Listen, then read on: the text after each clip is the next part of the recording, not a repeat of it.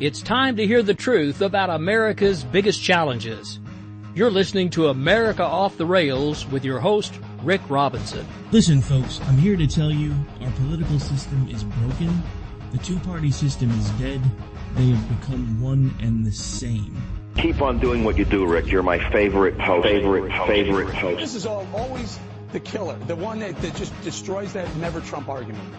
Hillary Clinton will fill the Supreme Court with liberals. She'll also appoint federal judges with a liberal bent to them. I don't feel no ways tired. I come too far from where I started from. Don't let anybody tell you that it's corporations and businesses that create jobs. Arrogant, sanctimonious, self-righteous, sabotaging Trump. Everybody's got to be covered. This is an un-Republican thing for me to say, because a lot of times they say, no, the lower 25%, they can't afford. I am going to take care of everybody. I don't care if it costs me votes or not. Everybody's going to be taken care of, much better than they're taken care of now. The government's going to pay for it, but we're going to save so much money on the other side. ISIS is honoring President Obama. He is the founder of ISIS. He's the founder of ISIS. Written by a nice reporter. Now the poor guy, you got to see this guy. Oh, I don't know what I said. I don't remember. He's going like, I don't remember.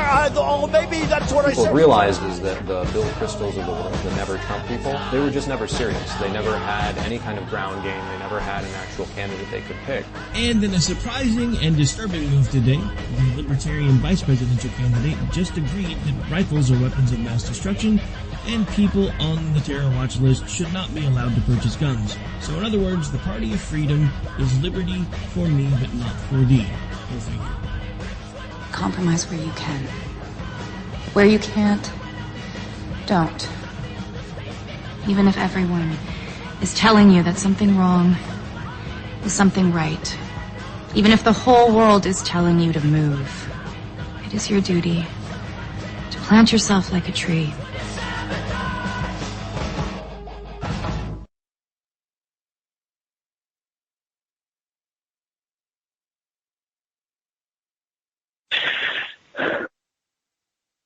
All right, this is Jesse. Thanks for joining us tonight. Yes, the final presidential debate of the 2016 season has ended. What's that mean? We've got a debate roundtable, of course. Of course. Now, you know me, I always like to try and pull a surprise. So tonight we've got John Tebow, Susan Swift, Bill, aka Defend Wall Street, Jen from the Jen and Rick Show. It's her first time being with us. Dan from Robinson and Wright. And of course Rick from America Off the Rails. So that is your cast of characters tonight. Of course, I am going to go through and let them introduce themselves. And we are going to start off with John. Well, Jesse, thank you for having the show tonight. I think it's a historic moment in a sense that we have this debate and, the country is going to figure out who the next president is going to be. So we all watched the debate tonight. As Jesse mentioned, my name is John Tebow. I'm the founder and CEO of a company called iLobby and the author of a number one international bestseller called How to Change a Law. My take on the debate, since you asked for it, was, and this happens all the time, who won, who lost, what do you think? And I hate to say it, but I have a balanced point of view, and I thought that even in the previous debates, it came out pretty equally. Both candidates had the opportunity to discuss the three important things that we all look at, which are issues, accomplishments, and promises. And they had the 5 or 6 segments on the issues. And I think what's interesting is that you always have the ability to see what a person is proposing and then what they're ignoring. And then the other candidate is opposing those particular positions or the way of getting it done. And I think the challenge for the American people is to really figure out and understand, what the issues are past the candidates, and then who is going to deliver on the promises. So I'm glad to be here, and would hand this over to Susan. Well, thanks, Jesse, for inviting me to come on. Again, my name is Susan Swift. You can find me. I contribute at politichicks.com, and you can tweet or Instagram or Facebook me at Real Susan Swift. My overall take from this debate was that it was by and large a wash, but Trump really needed to make the case, and he didn't. I think he really, truly, overall, was Casey at the bat. He did not hit the home run that he needed to. I thought that it was Hillary's best debate to date. Whatever drugs she's on, she should stay on them, especially for the whole presidency, because she's going to need them. I just felt like that neither of them really made huge gains or really was able to persuade people who weren't already voting for him. But I don't think Trump did himself many big favors. I think Hillary pretty much did the job. And I also don't think that a lot of people probably watched the whole thing because it became boring and tedious. And I think people probably tuned out after the first maybe 15, 20 minutes.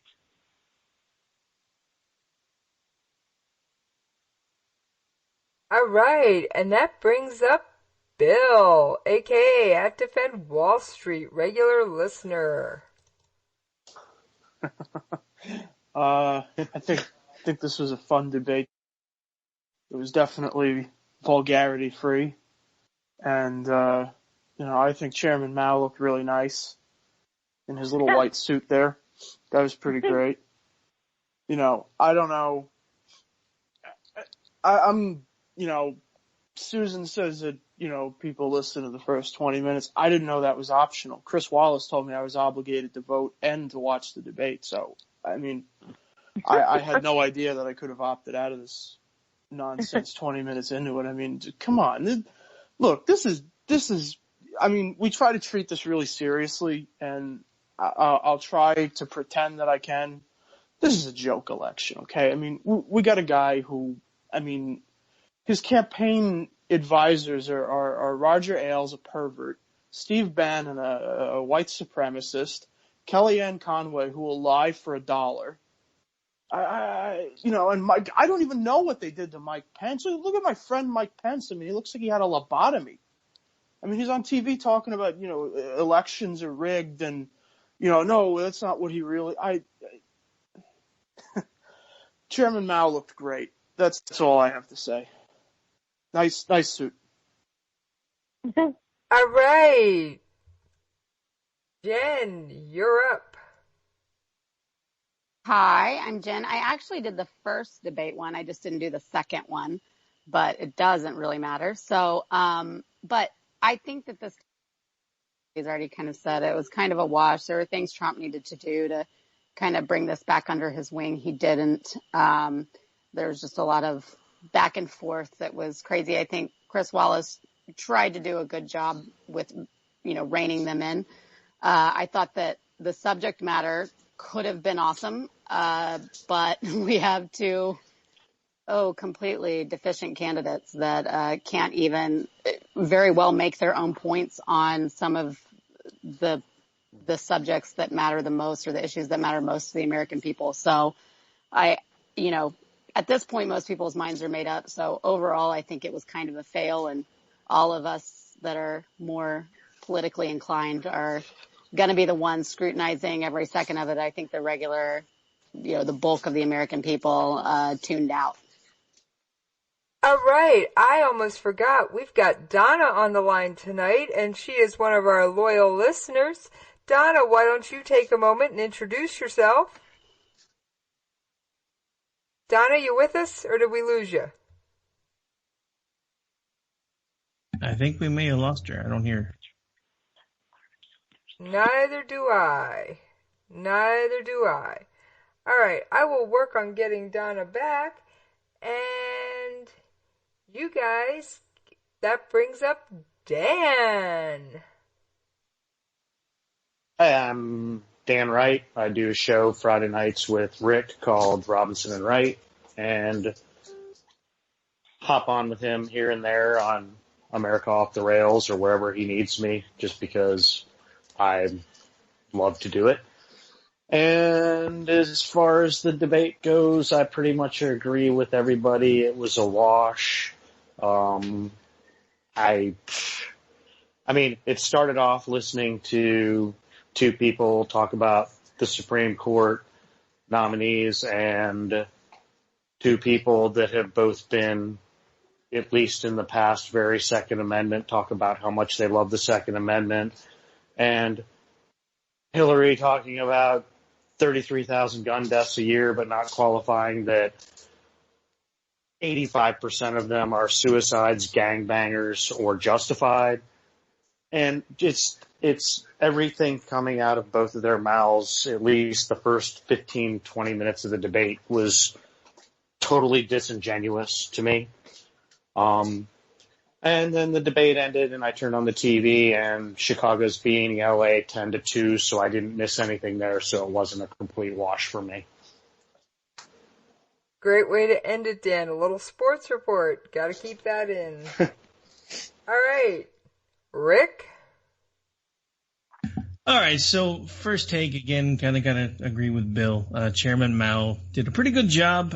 She held her own. I think Trump had a few really good points where he could have maybe swung things back in his direction in a pretty heavy way, and he just didn't do it. I honestly, I used to work with a guy named Rick Trader on WNJC 1360. He and I were talking a little bit during the debate tonight, and he kept saying, this is the...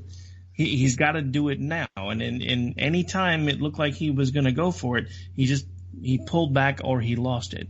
There were actually, unlike last time, there were times in the second debate where it looked like he was managing to get under her skin, at least for a good portion of it. Tonight it was the exact opposite. She was finding ways to push his buttons, not the other way around.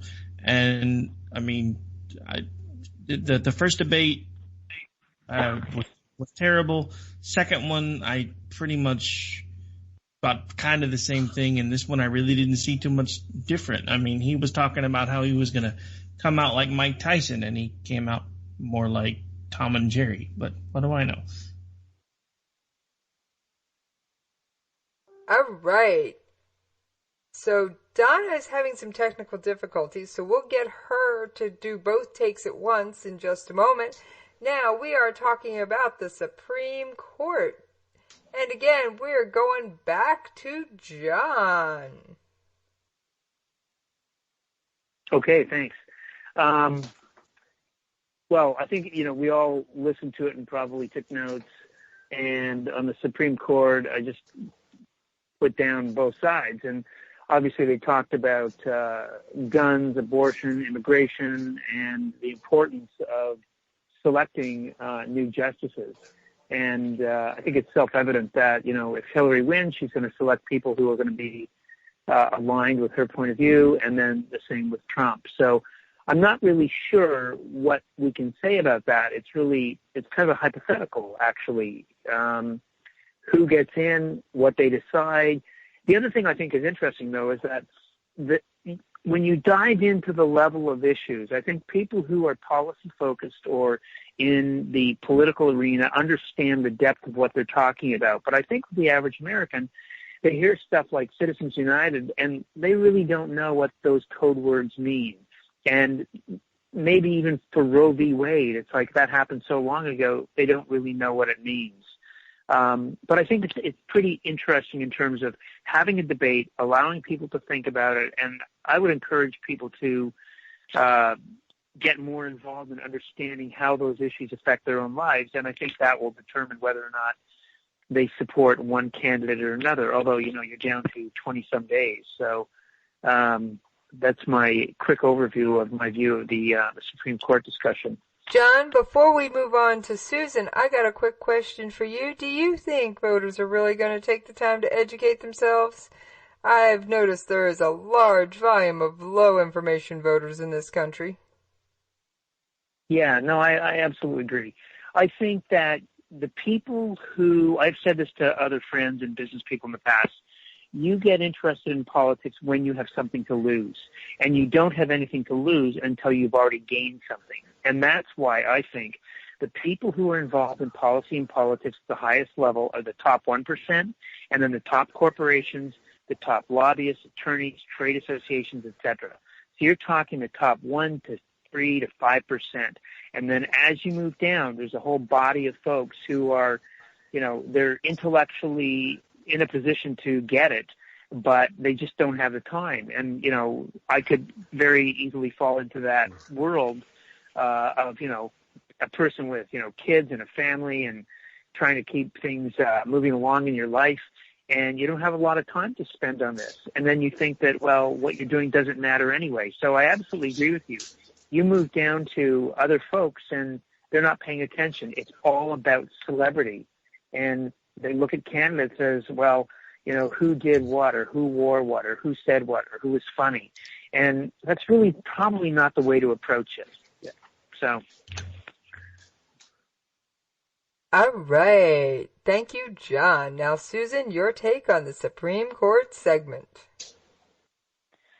Well, to me, it matters a great deal. There's two perspectives because I'm a lawyer and so I'm a little tiny bit more of a legal nerd, I guess, or more interested than, I guess, a lot of people. So for me, that is such an important issue in this election that I can't overstate it. I think that both candidates were very clear about what they would do. Trump was much more, I think he did a better job explaining and connecting on the passion and the simplicity of saying, hey, I don't believe that, cutting up a baby in the womb is a good thing. I think that, partial birth abortion is awful. He did a good job connecting that issue in plain layman's terms to speak about it. And so that probably helped him a little bit.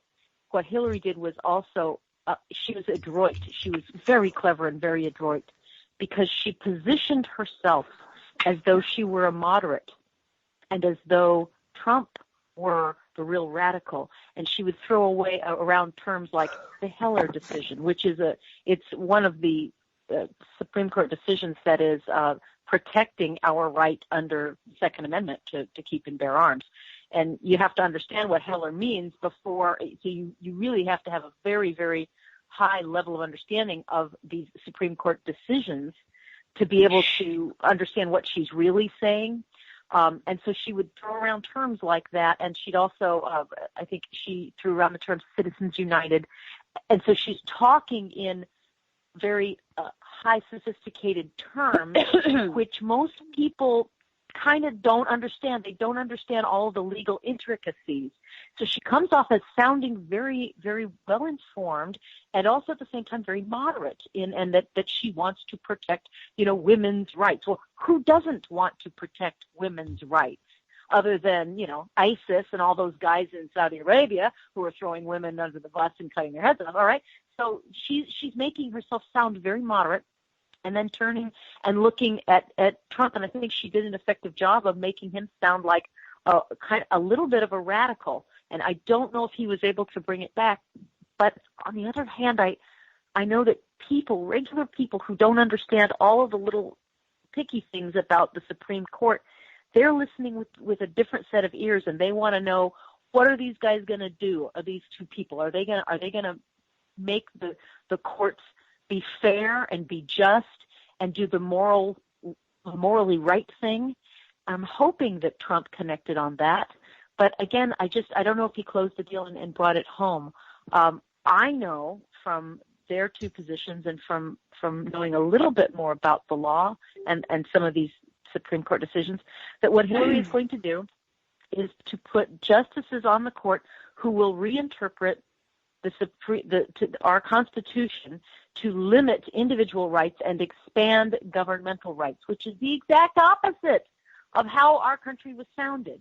Our Constitution limits the federal government's rights, and it expands individual. She wants to undo that. She does not want people on the court who are originalists, and that's what Trump said he wants. But again, this is getting into the weeds, and a lot of people may not know the difference. And she came off sounding like she was going to be very good and very moderate. And it upset me because I do know the truth, and I do, to wind it up, I was very pleased to hear Trump say very unequivocally and very clearly and directly that he will appoint pro-life justices on the Supreme Court, and that he is seeking to undo Roe versus Wade and let those type of personal decisions at least go back to the states, so that it's not an overarching federal concern, abortion. At least it goes back to the states. That is a step in the right direction as far as I'm concerned. So I hope people heard it, but I'm not sure if they did, because there's a lot of weeds in there, a lot of legal weeds. All right. Well, we are going to go a little out of order here. Hey, Donna, are you with us now? I hope so. Can you hear me now? Oh, yes. You are coming through loud and clear. And for our listeners, Donna is one of our fans and regular listeners. Now, Donna, I'd like you to take a minute, introduce yourself, give your overall thoughts on the debate, and then your thoughts on the Supreme Court section. We'll get to the rest of the sections in just a minute. I'm just a person who enjoys following politics, apparently beating my head against the wall. The debate overall was interesting. I agree that as far as the Supreme Court section goes, Hillary did come off some moderate. I don't think that Roe versus Wade would ever be overturned. I don't see getting that many conservative justices back on the court. But I do agree that it's a 10th Amendment issue. It's a state's issue, not a federal issue. I had some little people in my room jumping around on me, so I did not hear all that section. And I don't know. Trump was very graphic in his descriptions, which I was also watching the Twitter feed from the debate, which turned a lot of people off. I mean, it turned some against what she was saying, but it also, even those that, disagree with abortion, we didn't really want to hear it put that way. We didn't need to be quite that strong. We get it. I understand the need to emphasize, the horrific nature of abortion, but I think better words could have been chosen, maybe. All right. Thank you very much, Donna, and thank you for being a loyal listener. And I'm so happy we finally got your technical issues worked. You finally got your technical issues worked out to join us. All right, Bill, your turn. So, the Supreme Court.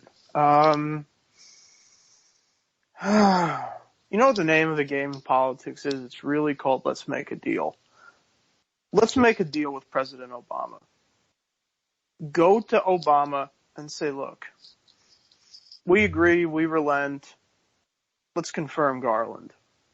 Because I guarantee you that anyone that Hillary Clinton will put up will be far, far worse than Merrick Garland.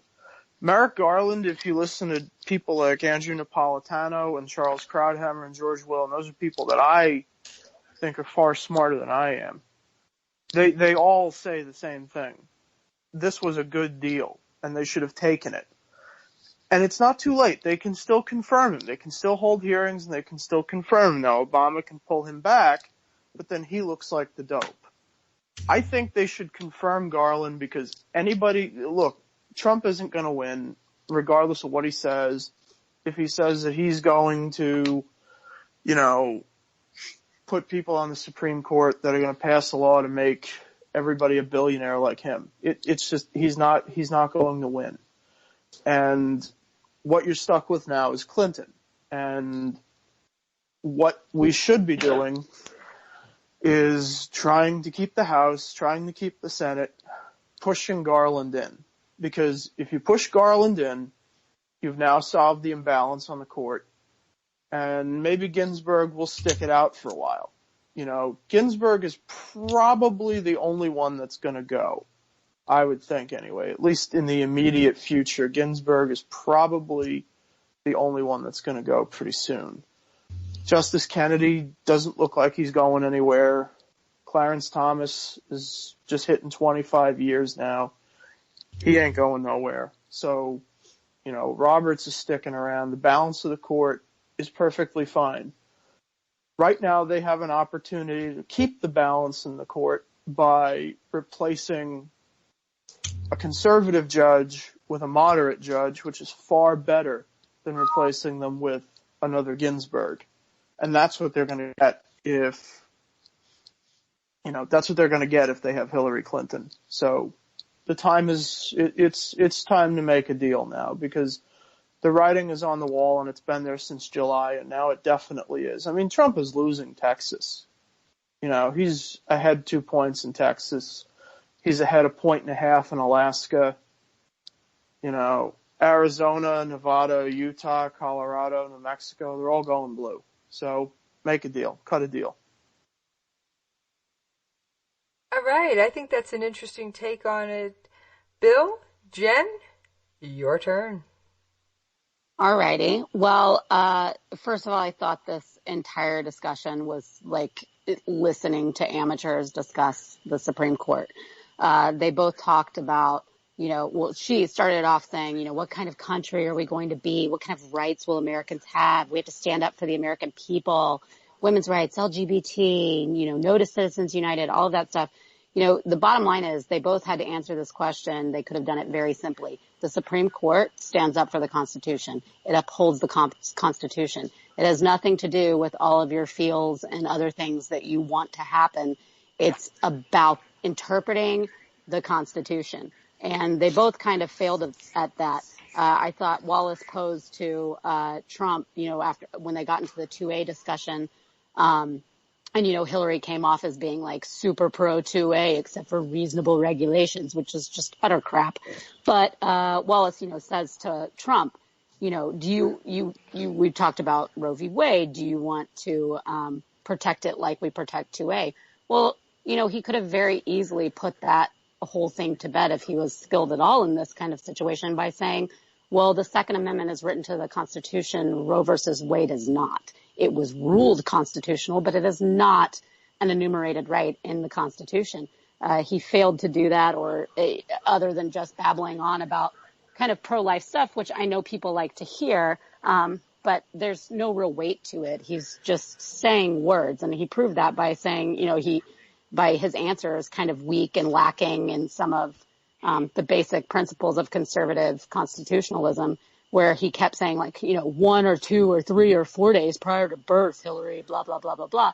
Well, okay, but what about 3 weeks prior? What about 6 weeks prior? He was focused on this very right at the end of, the third trimester type stuff that I know evokes emotion from people, but doesn't really focus on much about that. And he could have hit her about PP, except for he really can't, because he has come out in support of Planned Parenthood. But she turned it around to the focus, the Supreme Court being the focus on, women and women's health. And, but then she said something that I thought was interesting. She said, we can regulate, abortion basically with the life and health of the mother taken into account. Well, hey, great news. That's cool, because that's so rarely the case. We should have virtually no abortions. He should have capitalized on that, and someone could have that had even not just more aptitude in debate skills, but that's even very good in the political sphere at all. So I don't think that there was a whole lot of depth or weight to this question, and it kind of was just a back and forth that fell flat. All right. Thank you very much, Jen. Next up, Dan, followed by Rick. Well, I'll start it off by saying that I agree with Bill. I think the filibuster of Garland was really kind of not a good idea. I personally, when Obama came out with him as his nominee, I was like, that's not too bad. We can live with that. And then it was filibustered, and I don't know. I think we could have done a whole lot worse. But as far as what the candidates had to say, again, Hillary did come off talking about this. Like it's been pointed out tonight that she did kind of come off like with the Second Amendment thing to a certain extent as a moderate. I'm really sick of listening to her talk about the 33,000 gun deaths a year, since the major majority of them are suicides, but that never gets touched on. Maybe we need more suicide prevention. I don't know how more gun laws are going to stop people from committing suicide. But when it comes right down to it, it's, deaths with legally owned guns of that 33,000 a year are about 1,500 or 1,600, I believe, that aren't justified. And the rest of it is deaths by illegal guns and justified deaths and suicide. So, numbers get thrown out that the normal voter listening to this is going to go, oh my God, 33,000 deaths by gun a year? Oh my God, she's right. We need to do something about this. But it's a stupid number. And then with her bringing up Roe v. Wade, well, if anybody had prepped Trump on this, she loves to throw out Roe v. Wade. Well, Roe is anti-abortion now. She thinks the whole thing was a big mistake, but nobody ever brings that up either. And again, I mean, maybe it's because I pay attention and, a lot of people don't, but, I just, listening to them both, just a few months ago, Trump was saying how he didn't want to take the funding away from Planned Parenthood. Just listening to both of them, I'm just like, whatever. I mean, but I guess that's me. But I guess if I looked at it as somebody less informed, it might mean something to me in the debate. But to me, it's all lip service to me. That's all it is. Nothing has swayed me either way. I'm still not voting for either one of them. All right. And Dan, I have to agree with you on those numbers. I think the numbers should always be cited as how many homicides by legal guns and homicides by illegal guns. And on that note, Rick, you're up. All right, so I want to back up just a second to the whole foregone conclusion thing, because we've been talking about that for a while. The GOP has managed to float the only candidate who had lost in pretty much every poll head-to-head against Hillary from day one. Not sure how it happened, not sure why it happened. We can debate that at another time.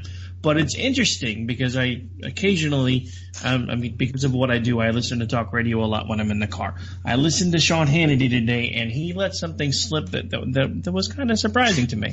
He talked about Hillary's victory as if it was already a foregone conclusion. His exact words today were, come November 9th, there will be a reckoning for those of you who helped elect Hillary Clinton, as if it's already happened. I think a lot of people are starting to come to terms with the fact that the polls haven't been wrong this entire time, no matter how much we want to say that they are, and that this would have been his only chance to possibly turn the tide. I don't think he managed to pull it off.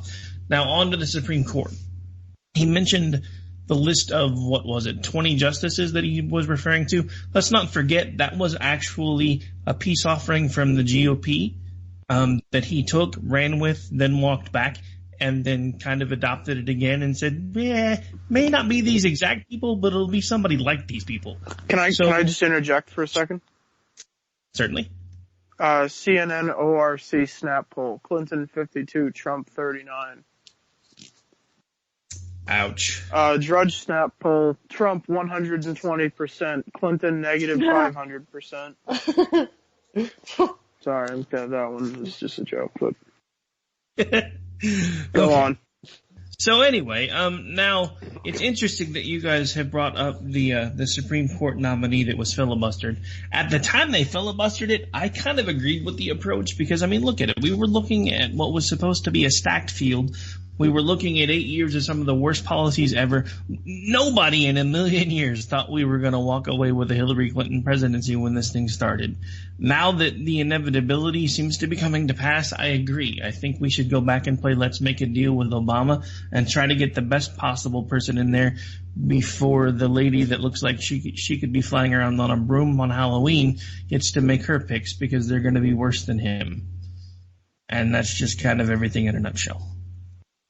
All right. Well, I've got one little quick thing. I happen to, since Bill decided to mention a statistic here, I pulled up Frank Luntz's Twitter account.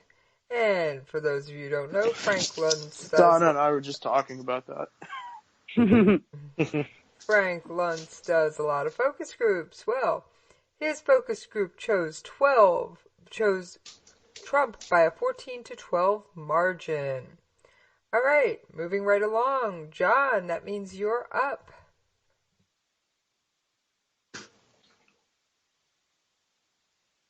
John, you with us or did we lose you there? No, I'm still here. Sorry. Okay, it is your turn, and the topic on this one, I believe, was immigration. Yes, it is. Immigration and border security. Yeah, I'm glad we have attorneys on the call, and I think that, what you guys are saying is great. It's interesting that people can agree on broad issues, and then the question becomes, how do you actually implement it? And obviously, there's, I guess I'm sort of waffling on this. I think obviously we need security, we need borders, there's the question of vetting refugees, the question of ISIS infiltration and the Trojan horse, those kinds of ideas. The thing I find interesting is that politicians typically come up with these ideas of, we are going to have comprehensive immigration reform. And I've heard them say it with regard to patents and tax reform. We need comprehensive tax reform, comprehensive patent reform, comprehensive immigration reform. But what the public doesn't really know, and I don't either, is what is comprehensive? What are all the pieces that are involved in it? And, I think it was earlier Susan referred to, once you get into these policies, you really get into the weeds, and it goes well beyond what people think about. So, yeah, you want to have some legal immigration. You want to protect the borders. You want to find a way to make this happen. And I think each candidate mischaracterizes what the other one is going to do. I mean, Donald Trump, and I'm no fan one way or the other, but Donald Trump mischaracterizes Hillary and says she's going to be for amnesty, and that's how it's going to be. And it's interesting. I live in California, so we see the effects of living in a blue state with anybody who's Republican, afraid to say anything. I was surprised today. I saw a guy wearing a Trump shirt, and I actually went up to him and I told him, wow, he was pretty brave to be out in public wearing that in a sort of humorous way. But, you're trading off sort of security and the rule of law against compassion. And what bothers me is the hypocrisy where we see in other countries, and I've heard this in Mexico, that, they're very, very strong in terms of controlling their southern border, and other countries are the same way. And yet we have a policy like, no, it's fine, let them come in. And it's weird because I look at, private clubs in the area. I live in Silicon Valley. So I look at private clubs in the area, and they do not let people in. You have to apply to get into some kind of, club, whether it's a tennis club or a swim club. You have to pay a fee. You have to be interviewed by the people there. And these are the same people who are in the club who are saying, oh, no, we should just let anybody in the country. So it's this whole issue of hypocrisy that I think it drives everybody crazy, and it certainly drives me crazy. John, I gotta agree with your hypocrisy point. All right, Susan, your turn.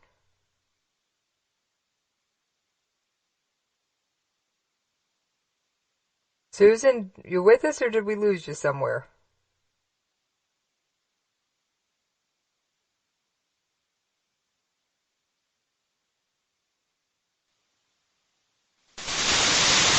All right, well, Susan seems to be taking a momentary break. We're going to move on to Donna. You still there, Donna?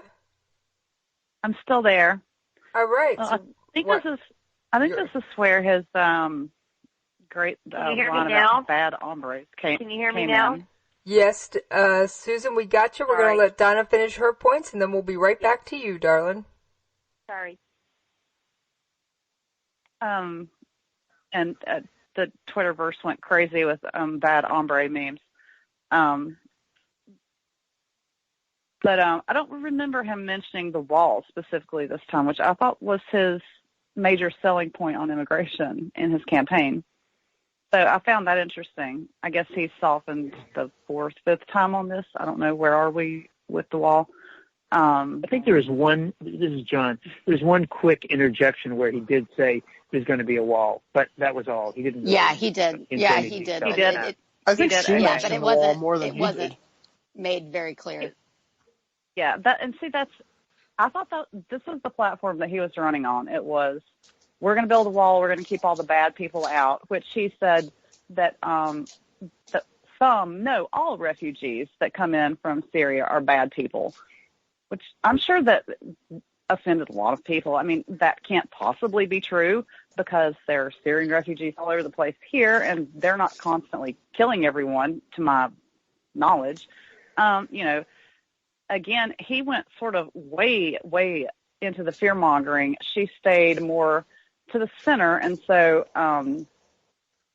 she just sort of stands back and lets him give himself rope on all these issues, where if he just pulled back a little bit, he wouldn't look so outrageous. And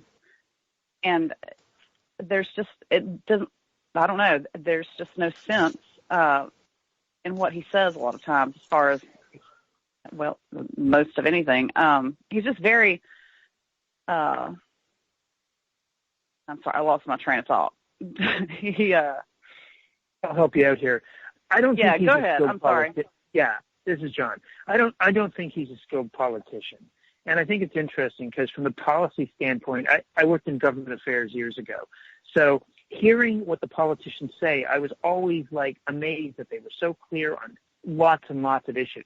When I hear Donald Trump, I think there are people who are, don't want to mischaracterize folks, but guys driving trucks and they're just like, hey, whatever. And when he does his facial expressions and he does, these other things like wrong, they're going, yeah. And it's almost like a cage boxing kind of fight, right? Where he's just saying stuff that's crazy.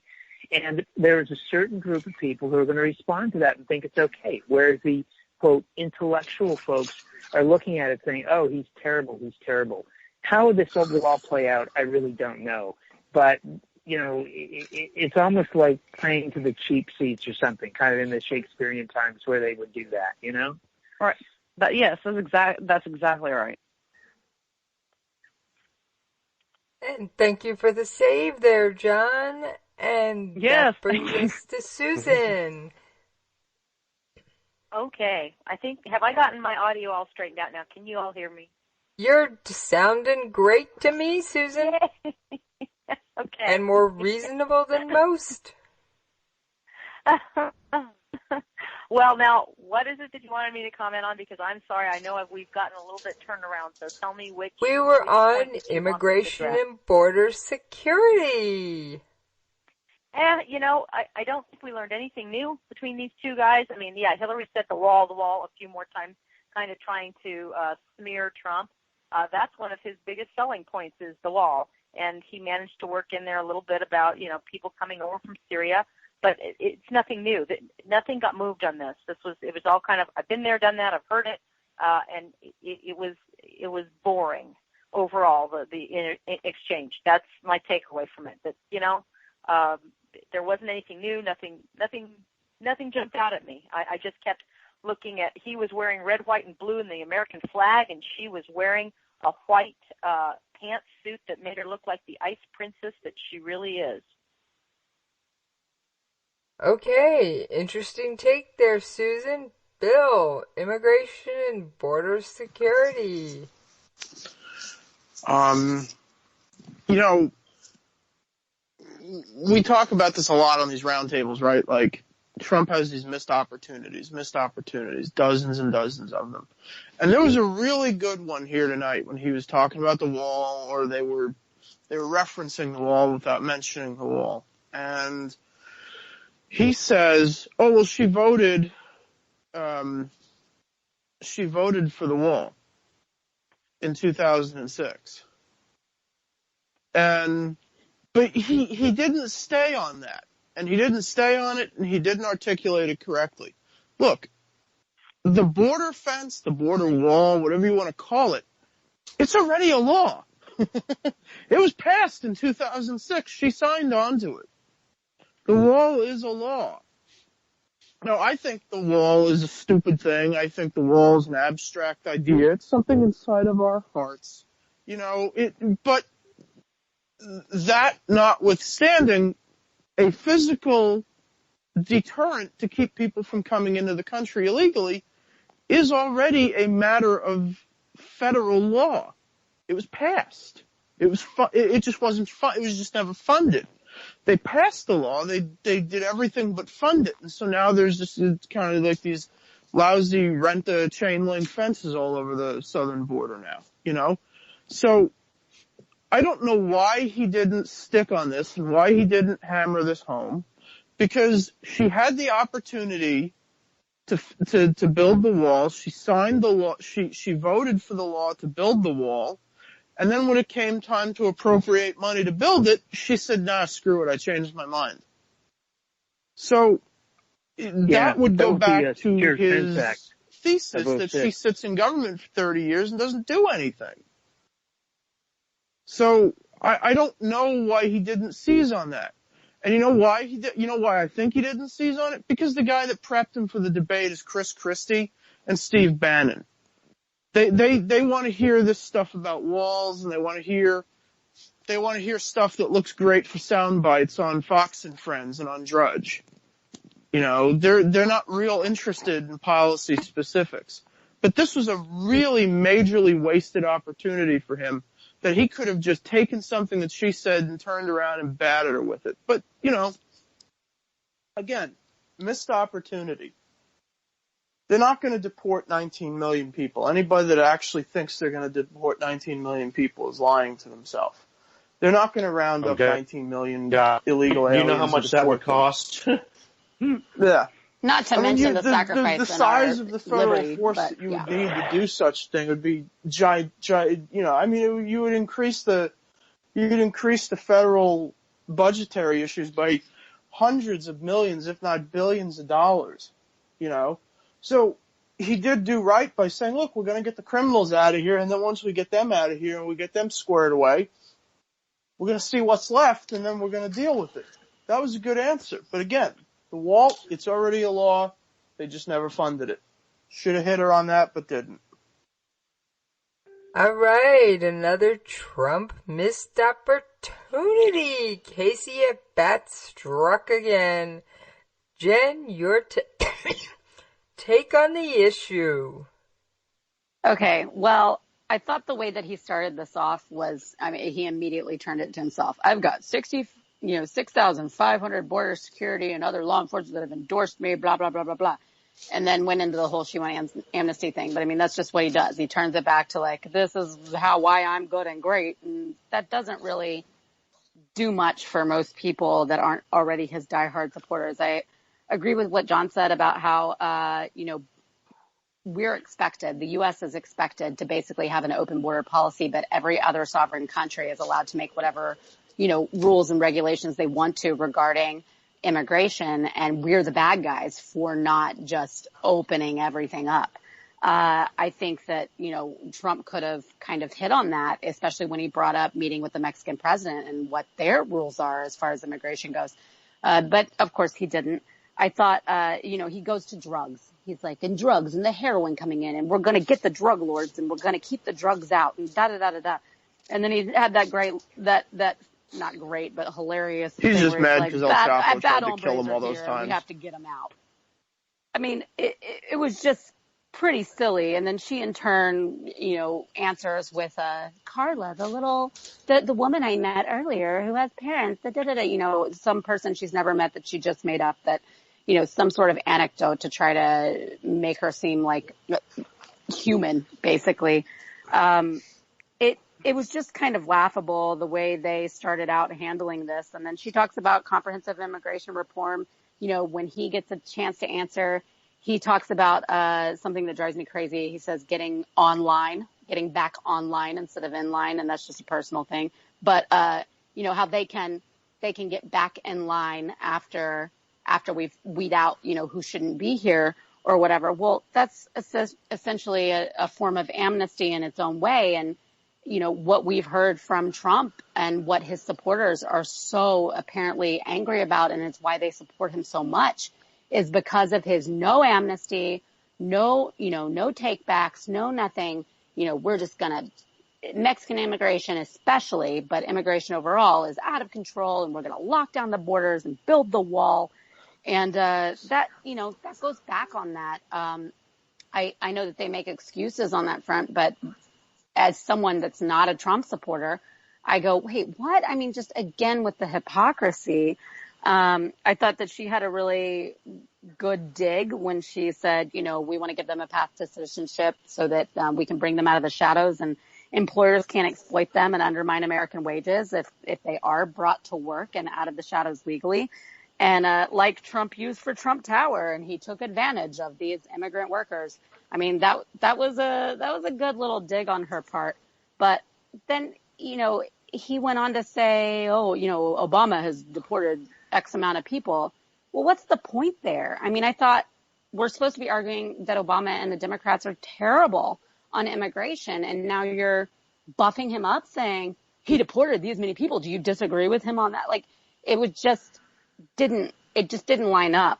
And of course, then they divulged into the whole Russia, Putin, WikiLeaks, yada, yada, yada, that just kind of got way off topic. But I think that Trump really missed, again, quite a few places where he could have drilled a few things home. And like we said, he barely mentioned the wall, which has been a cornerstone of his campaign.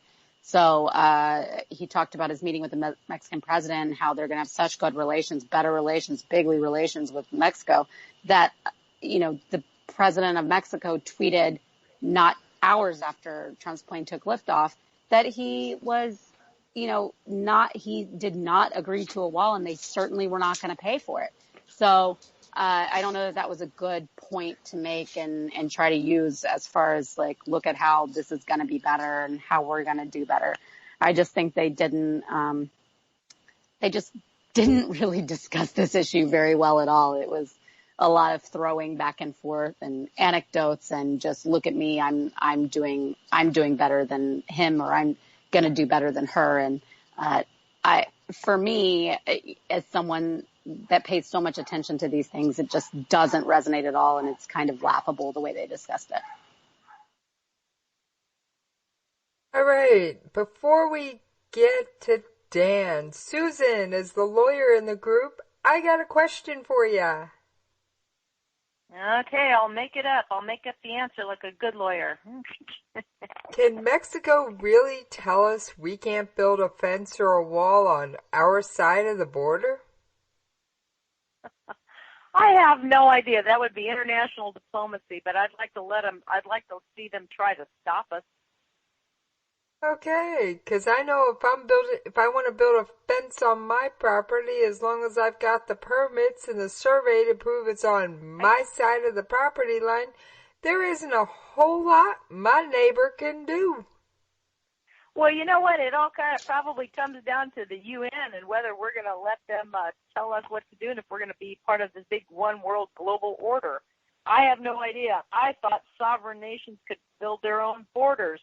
But apparently maybe we can't. I don't know. I sure would like to try, and I'd love to be able to get into a war with Mexico over that's our fence or no, that's our land. That would just be brilliant. But at the end of the day, this is semantics when we get down to it, because We don't have the willpower to stop illegal immigration. We could stop it overnight if we wanted to. Wall or no wall, we could stop it. That is what is wrong with America, is our will to do what is right for our country. That's the issue, not the wall or who's going to pay for it. We've already said we were going to build the wall, and Congress has said, well, here's money for the wall. It's just never getting done. And to now say, well, gee, Mexico might not let us build a wall on the border. Well, you know what? We can solve that, but first you have to have the willpower to do it. And then you have to oppose other people who say, well, no, you can't build a wall. That's just silly. Of course we can. The problem is, do we have the willpower to do it? And that's one of the big questions of this election. All right. I've got one little note on immigration.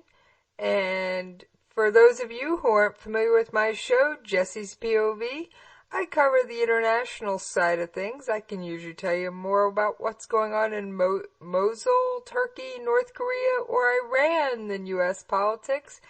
So, interesting little factoid for the night. Japan does not allow Muslims to immigrate. All right. And on that note, Dan, you're up. All right. Well, I'll kind of add to that. A little bit. What you all just talked about. I think the bigger thing with the whole thing with Trump and Mexico's president was Mexico's president saying, we ain't paying for the wall. That was the big thing. I don't think it was so much. He said, you can't build a wall. He said, I'm not paying for the wall. You want to build a wall. I'm not paying for it. Which I agree with. Why should Mexico have to pay for a wall if we want to put a wall up? It makes no sense to me. But other than that, there's an account I follow on Twitter that I really love. It's called Anonymous Jobs. And it posts a meme every few days. And the meme is a kind of a little cartoon of a wall with an arrow going under the wall, an arrow going over the wall, and an arrow going with a break through the wall. That's what's going to happen with a wall. The border can be secured. I mean, everybody says, well, Israel has a wall. They don't have a wall. They have a fence. There's a little bit of wall there, maybe, but it's mostly just fence. Well, they do have one, but the Palestinians their tunnel fence under is it. patrolled. It's patrolled. I mean, you want to secure the borders. We have ways to electronically and aerially secure the border. I mean, to spend billions and billions of dollars to build a wall that is going to get tunneled under, either way, you still have to patrol it. But I'll leave it at that. I think Hillary actually kind of missed something. And obviously, I'm definitely not a Hillary supporter, but she missed some stuff on the whole immigration thing with Trump. They both missed stuff. I mean, it's I watch them and things when one is talking and then the other is talking, things go through my head, and I'm just like, y'all are missing it on each other big time. The whole immigration debate to me is just, we have immigration laws. It goes back to the whole Second Amendment thing. We have gun laws. We don't need more gun laws. We don't need more immigration laws. We just need immigration laws that are enforced. The immigration laws are there. I mean, I mentioned this, I think, in the last debate show, and it's funny that we're on this today because she just had her ceremony. I have a friend that just got her citizenship, and she did everything right. She went through and did everything the way she was supposed to do it. And she had her ceremony today. She's so proud. She's an American citizen today. She did everything right. That's all we have to do is enforce it, that you do everything right. You do everything by the law. The laws are already there. The whole immigration debate makes no sense to me because the laws are already there. Either one of them is, why don't we just enforce the laws that are there? Now, one of the points that Hillary could really have come at him with is that literally if you lay Donald Trump's written immigration plan over the top of Marco Rubio's written immigration plan, they're almost identical. Yet Trump spent the primary slamming Rubio for his immigration plan. Why doesn't Hillary pick up on that? They both miss so much, and that tells me that they're both not fit for the job. I just don't think either one of them is fit for the job at all. All right, well, so I can agree with that. Sorry, but I had to agree with that. They're neither. I mean, I think that's kind of the foregone conclusion we've reached through the 4 debates is we really don't have a fit candidate in the 2 primary major parties. We definitely don't currently have a fit candidate in the 2 other major secondary parties, which would be the Libertarian and the Green Party. Jury's still out for me on Evan McMullin. I can't vote for him anyway, so it wouldn't matter. Now, as far as immigration, and this is just because I'm the guy that eats, sleeps, and breathes history, politics, everything else. Trump kind of had a noobs moment when he started talking about the fence, because Hillary point blank said, "Hey, I voted for that," and then he said, "No, you didn't." Yeah, actually, she did, and you can actually look up and see that she did vote for it. And to everybody else that's looking for the Bloodsport moments and the gotchas and everything else, that probably wasn't a big deal. But to me, it reminded me a lot of Gary Johnson's Aleppo moment, because it just proves this guy really doesn't know anything about how government actually works. He understands that by the time you put the ingredients together, you get an omelet, but he doesn't really understand what it takes to make the omelet. Because he kept saying, well, you should have fixed it when you were in the Senate. You should have done this. Half of the things he was saying she should have fixed when she was in the Senate doesn't even do anything about. So, missed opportunity there as far as immigration. I think he's been back and forth way too many times for my taste, to put it bluntly. I think we could do a lot of the things that he's talking about doing without making it as vulgar and as vocal as he's made it at times, and we need to seriously look at revamping our immigration system. I don't think anybody on this panel would disagree with that. We have technology to make things easier, smoother, and do the background checks well enough where we can make sure the crazy people are not getting across the border while still enforcing our laws. That's all we're asking people to do. We are a nation of laws. The biggest thing that people have an issue with Hillary Clinton about this election cycle, she got away with breaking the law. The biggest thing that people have issues with immigration about this election cycle is people every single day are getting away with breaking the law. Stop telling me it's okay for people to break the law, but quit telling me how you're going to do it to fix it, and just do it. These people have jobs. They all have jobs. Nobody's done it. They'll vote for it for the feel-good moment. McCain did the same thing in 2008. Vote for me and I'll finish the fence. Where's the fence? It's kind of like the old Wendy's commercial. Where's the beef? It just didn't happen. All right. Sounds great, Rick. I'm going to ask all of you to hold your thoughts for just 1 minute while I take the briefest of commercial breaks along with station identification.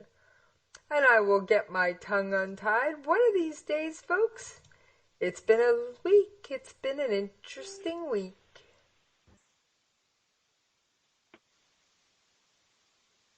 Just hang tight, kids. We will get this taken care of.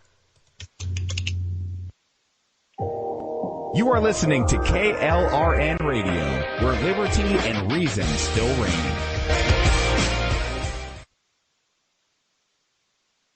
All right, I think we're just going to leave it at the station identification, and let's pick back up with John. So are we still on the same topic, or are we switching? No, we are moving on. I'm going to ask you to combine the economy and if you would have mentioned any the reactions to the allegations on sexual assault while you're there. Be my guest. Yeah, I'd rather talk about the economy. Can't say I blame you. Can't say I blame you. Yeah. I actually, here's an interesting thing, and this came up a moment ago when you talked about the wall, and I'll switch to the economy really fast. Yes, the Secure Fence Act of 2006 was passed, and you're right, it wasn't funded. I just was looking at it as we were on here. And apparently the appropriation would have been $4.1 billion, but it exceeded the annual budget of the Border Patrol, which is only $3.5 billion. So what's interesting is politicians say, I want to do this program. This is great. And then it's passed, right? But then they have to go somewhere to get the funds. So they have to go to the appropriation. So you're saying that the appropriation was how much and versus their budget? Yeah. I just want to make sure I got the numbers right on that. The appropriation. I said I just wanted to make sure that I got the numbers right on that. What was the budget versus how much they needed? Oh yeah, right. The budget of the Border Patrol, but that's just the Border Patrol back in 2006 was 3.5. Well, yeah. I'm saying and it was 3. Yeah, 3.5. Okay. And then the expected appropriation or the mandate that was estimated was 4.1. So they're saying, hey, we need 110% more money, then we'll build the wall. So what I'm saying is it's easy for a politician to say, hey, I believe in all this, let's build a wall, it's great.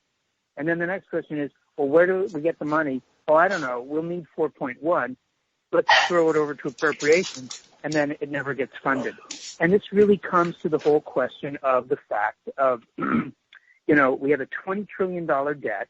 Everybody has ideas for programs and things that they want to do. Anybody, and I'll just use the House as an example, they got to get 218 other people to agree with them to get anything done, and then get the Senate to agree, and then get the President to sign to get a bill passed and get a law, put into effect. And then ultimately they have to get the whole thing funded. So you're talking about U.S. budget, I think it's like $3.8 trillion now, somewhere in that range.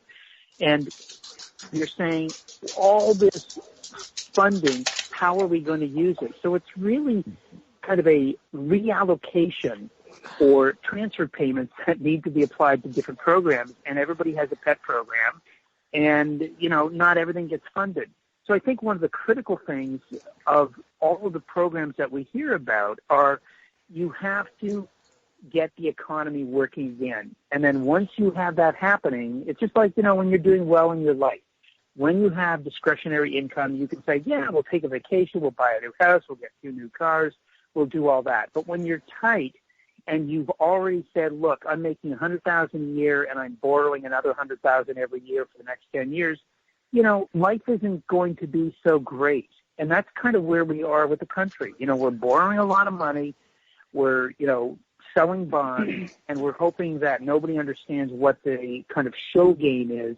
But, the scary part, and, a lot of the conservative guys on talk radio talk about this. They say, wow, what if we end up at 30 trillion or 40 trillion? And from an economic standpoint, it is unsustainable because there's only several ways to dig your way out of a debt crisis of that enormity. I have friends in finance, and they say they actually have it wired. There's only 3 ways to do it. They say you either inflate your way out of the debt completely, which is a long-term thing.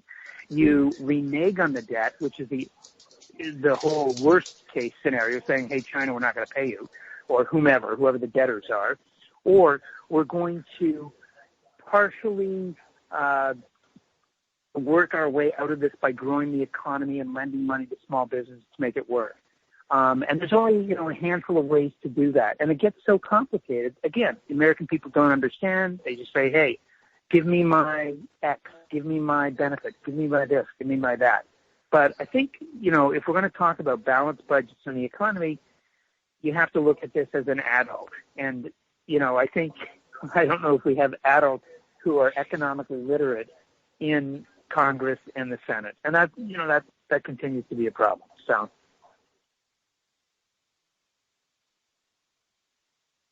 That's my view on the economy and spending. All right. Thank you very much, John. That means Susan, you've got the economy and the sexual assault allegations. Well, again, I just don't think that I just didn't like any of the way that any of it got presented. I mean, all we've heard about was the sexual assault, allegations, business back and forth in the media. Trump talked a little bit about how, these women have been discredited. I mean, he started going on the defensive again, and it's all boring. And I just was waiting for him to land it back on Hillary and start mentioning something about these undercover videos from Veritas, from Project Veritas, and from the WikiLeaks. And he should have hit harder on the videos of Democracy Partners and exposing how the Democrats and the Foval group are paying goons to incite violence. I loved how he brought in when he did, and I loved how he said he made the point that Hillary is accepting money from governments that behead women and throw gay people off of buildings. That was really good.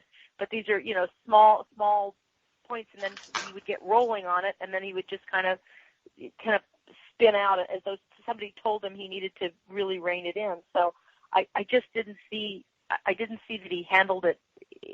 I kept seeing missed opportunities is how I kept seeing it. The one quote that I think was a great zinger for him was, "Such a nasty woman." That was Trump's quote of the night.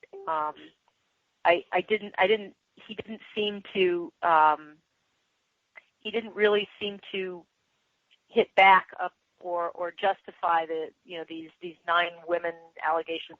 I don't know why he didn't really bring up the fact that this is the last 3 weeks of the campaign, and now and also he had a brilliant opportunity, because in the news media, of course, today we've had allegations that Hillary Clinton's bag man for 20 years or something has now stepped forward and is on revealing everything in the National Enquirer, that Hillary and Bill were using him to bring in sexual partners, and that Hillary is actually bringing in women so that she's a lesbian, and since Trump has been, since the media and Hillary Clinton have been hammering away on Trump and these women who've come forward in the last at the 11th hour, I think that would have been perfectly fair to do, but he didn't, and I don't know, I don't understand the strategy for it, but it just seemed like he was kind of flat and it just didn't impress me.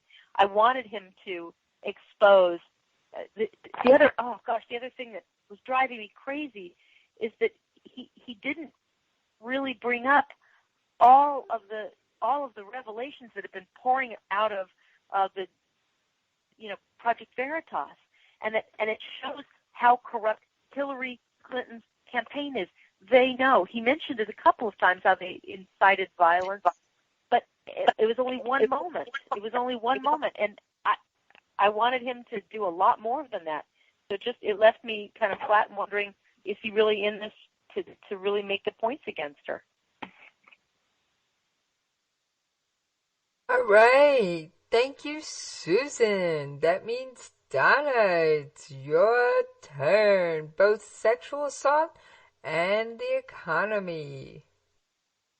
I'm going to go for the economy first. I don't like either of their plans. I don't think either is reasonable. Hillary can't say that she wants to create jobs, period, because that's not the government's job to begin with.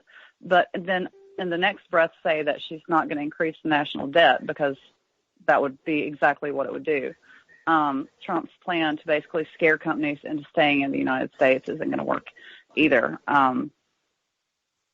The sexual assault charges, he flat out denied that all these women, that they were just after, their 10 minutes of fame or whatever, and that he didn't do anything with them, but they had all been vetted and it's backed up. So, we know that is true. the whole back and forth with that was interesting because they could have gone after each other harder. He really could, as she said, gone after Hillary with the Project Veritas videos, because I watched the first one and it was pretty bad. You know, he had the perfect opportunity to use that great word bird dogging that keeps going around and ask her about that. And he didn't go after that at all. She didn't hit him as hard with the allegations as I thought she would tonight. And but then I thought it was interesting that after all that, and he says, there's no one that respects women more than I do, the audience laughed. And then he closes with, what a nasty woman. So just, an odd series of paradoxes from Trump that kind of come to be used to that. So that's pretty much what I have on that. All right. Thank you, Donna. I gotta say, if he actually said those, and like I admitted up front, I really didn't watch or listen to this debate. I was kind of busy. But if he actually said no one treats women better than he does, and then said, what a nasty woman, he stepped in it. Oh, yeah. Jesse, I hate to interrupt, but did you catch this? If you guys weren't listening to the CBS feed, you might have missed this. This was right after the debate. You just said that nobody. This is referring how Trump has said no one respects women more than me. This was hysterical. This is on CBS right after the debate. There are 4 moderators up there. It was the second woman over. I believe she's a black woman. I don't remember her name, but she gave the quote. But what she said, it was a Freudian slip. She said Bill Clinton was the one who said that that no one has more respect for women, and she said it. She didn't. I know she didn't mean it. I know she was quoting Trump, but she said Bill Clinton, saying no one else has more respect for women, and she quoted it as Bill Clinton. I just fell on the floor laughing out loud that this woman had said that. So there's your Freudian slip from the media for the night. That was on CBS immediately following the debate. I laughed out loud. Sorry to interrupt, but there you go. The interruptions are what makes this show fun. All right. So I believe, someone correct me if I've lost track, but I believe that brings us back to Bill for both sexual assault and the economy. I don't know.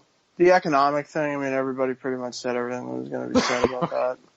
I mean, the sexual assault thing just isn't going to go away. It's just not going to go away. I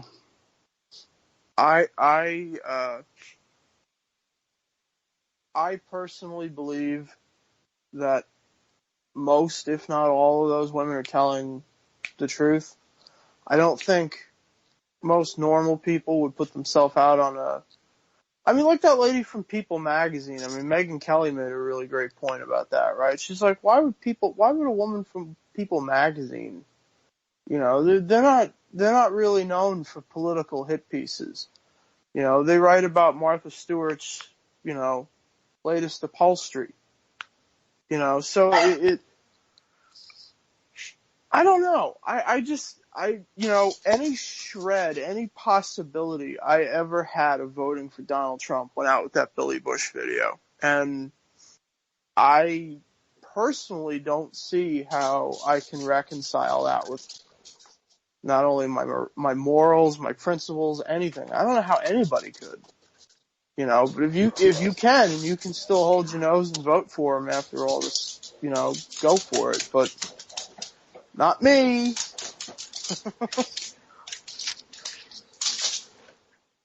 All right. Thank you, Bill. And I believe Rick shares your never Trump, Rick and Dan share your never Trump, never Hillary stance, I believe, on both of them.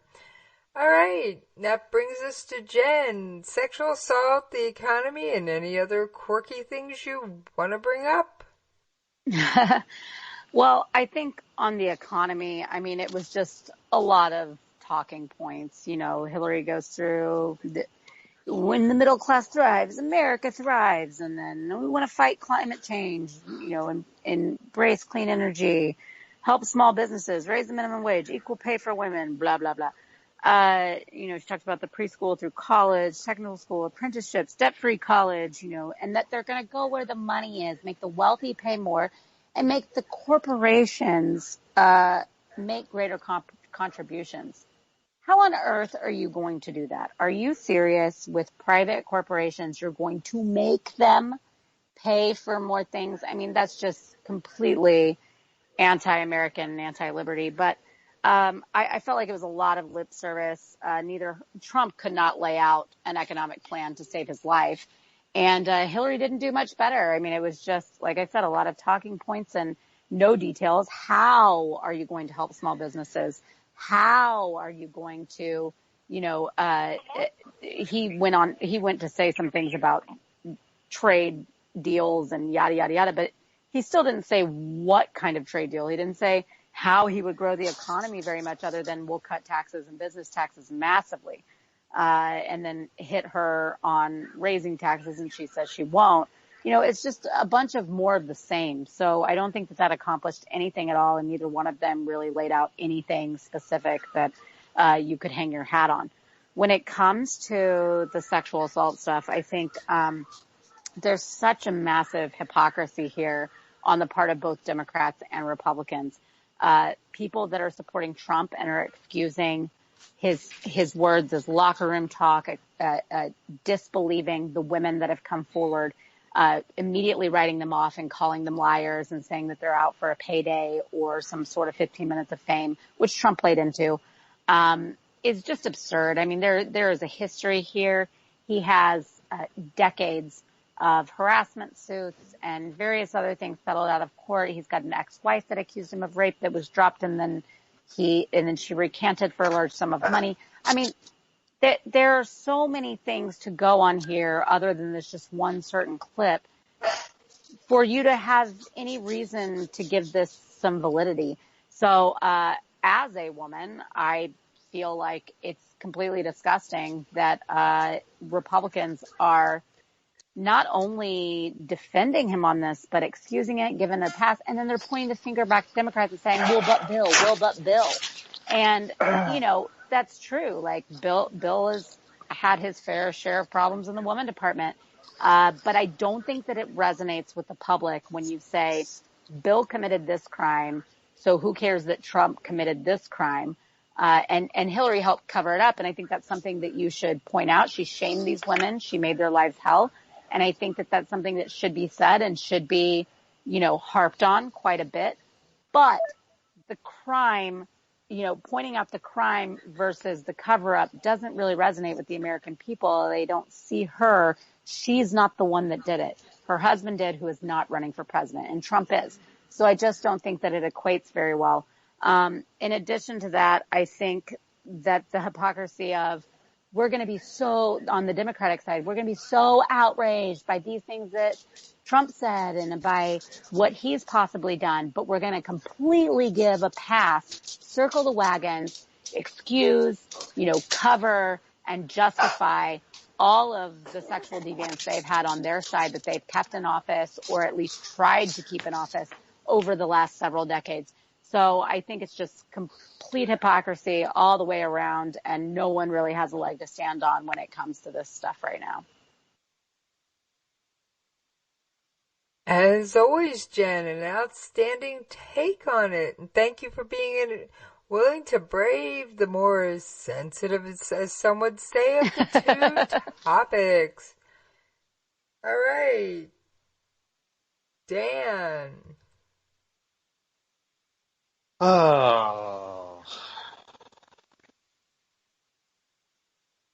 Harassment, abuse thing.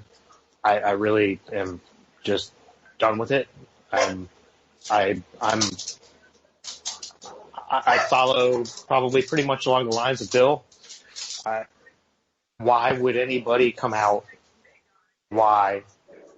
I mean, it's I believe most what anybody says on either end of it.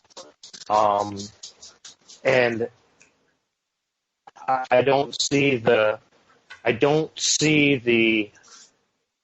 keep a scumbag out of the East Wing by putting a scumbag in the West Wing approach. It makes no sense to me. It makes zero sense to me at all. As far as the economy goes, I see what both of them say as the typical debate, the typical presidential debate. I'm running for president. I am going to tell you that I am going to just eliminate everything and everything's going to be great and I'm going to balance the budget, and it's just all a bunch of bull. I don't believe either one of them. I'm sick of listening to it. I've been listening to it for years. I left the GOP 13 years ago for a reason, because I didn't want to be a part of the uniparty, and that's exactly what it is. And they all say they're going to do this and they're going to do that. And I'll admit that, Clinton, he did a good job with the budget. And Reagan did a pretty good job with the budget. But I don't believe any of them. I really don't. And I love Reagan. He's a hero of mine. I don't believe any of them. It's all big government, both sides, and our taxes are always going to go up. And at this point, the national debt is always going to go up. There's no way around it. If you listen to both of them, with what both of them want to do, the national debt is going to go up. I don't care what they say. Boy, am I a pessimist, aren't I? All right. I got a couple of things to say before we head around the horn one more time. First, Bill at Defend Wall Street on Twitter unfortunately had to leave us a little early and kind of suddenly.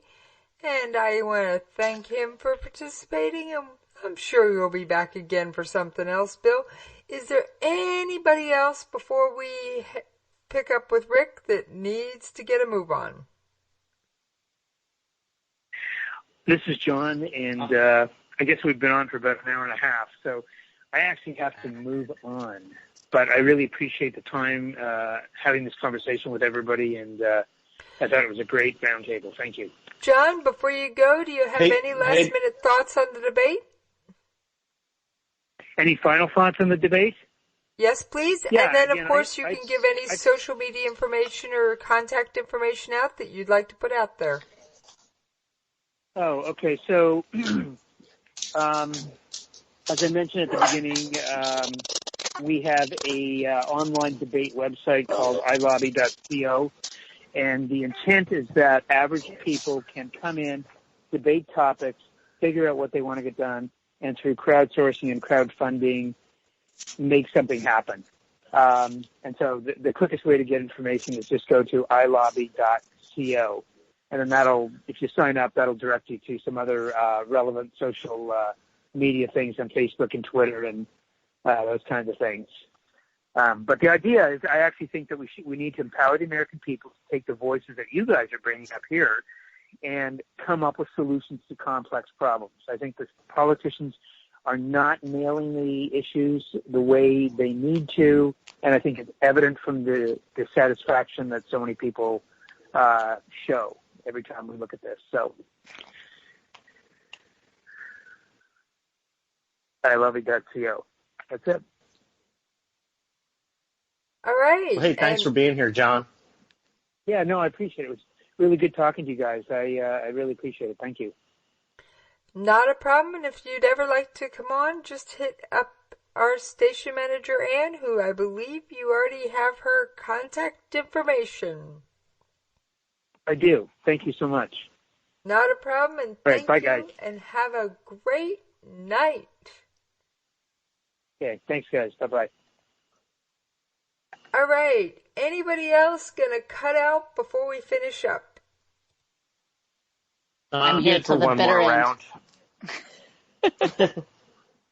And who said one more round? That's me, Dan.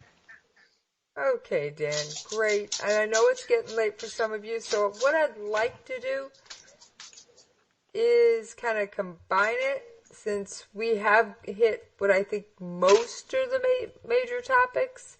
What I'd like to do is have you kind of cover, and we're going to start this with you, Rick. So you're going to hit everything from sexual assault on to the end of the debate, which would be sexual assault, fitness to be president, for security, foreign policy, ISIS, and national debt, and why they should be president, which I already know your answer for both of those. All right, so let's start with the first couple of topics. We can kind of run through them here pretty quick because I know we're getting long on the tooth. Okay, so sexual assault. Look, I only have one question for Mr. Trump. Would you like a pudding pop, sir?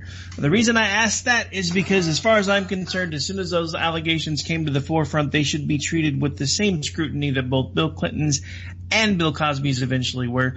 I don't care if they're being made up or not. The simple fact of the matter is we believe he's innocent until proven guilty, but we also have to take the word of the accusers until they're proven otherwise.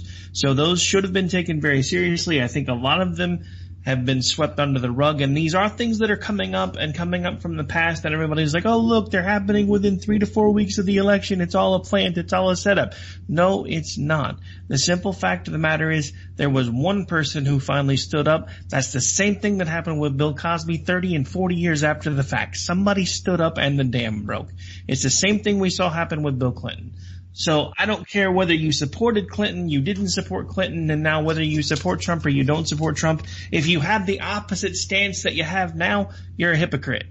Because the simple fact of the matter is, if you were bashing Bill Clinton for the things that he did, and now you're trying to defend Donald Trump, then you're a hypocrite. If it's the reverse, where you were excusing everything that Bill Clinton did, and now you're trying to bash Donald Trump, then you are also a hypocrite. Simple fact of the matter is, everything they did, if it comes to fruition to be true, was absolutely wrong. And some of the things that are coming out for the Clintons is now even more scary.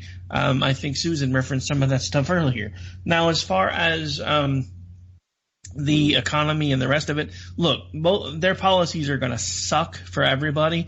They're both big government spending liberals, whether anybody wants to admit it or not. They both want basically government-run healthcare. They're both looking at ways to make the government pay for a portion, if not all, of the healthcare services.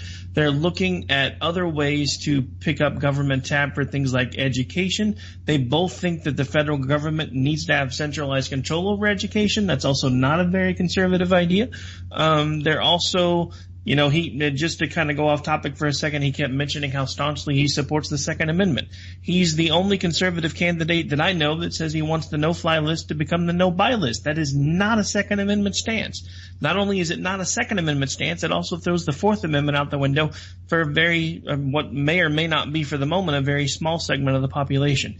Then we also have the fact that he has actually said that he wants to mandate federally the death penalty for cop killers.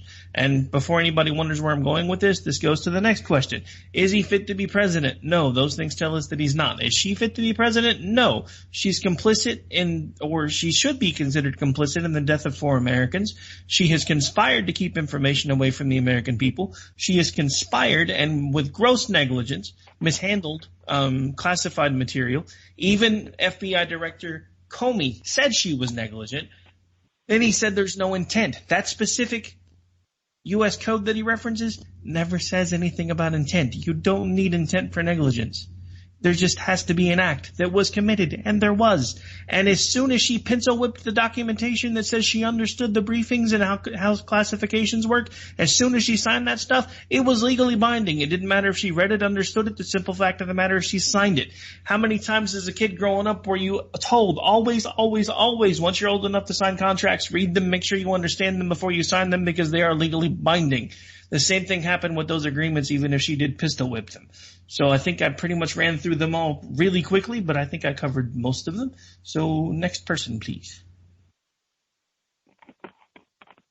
All right. That would bring us back to Susan. Okay.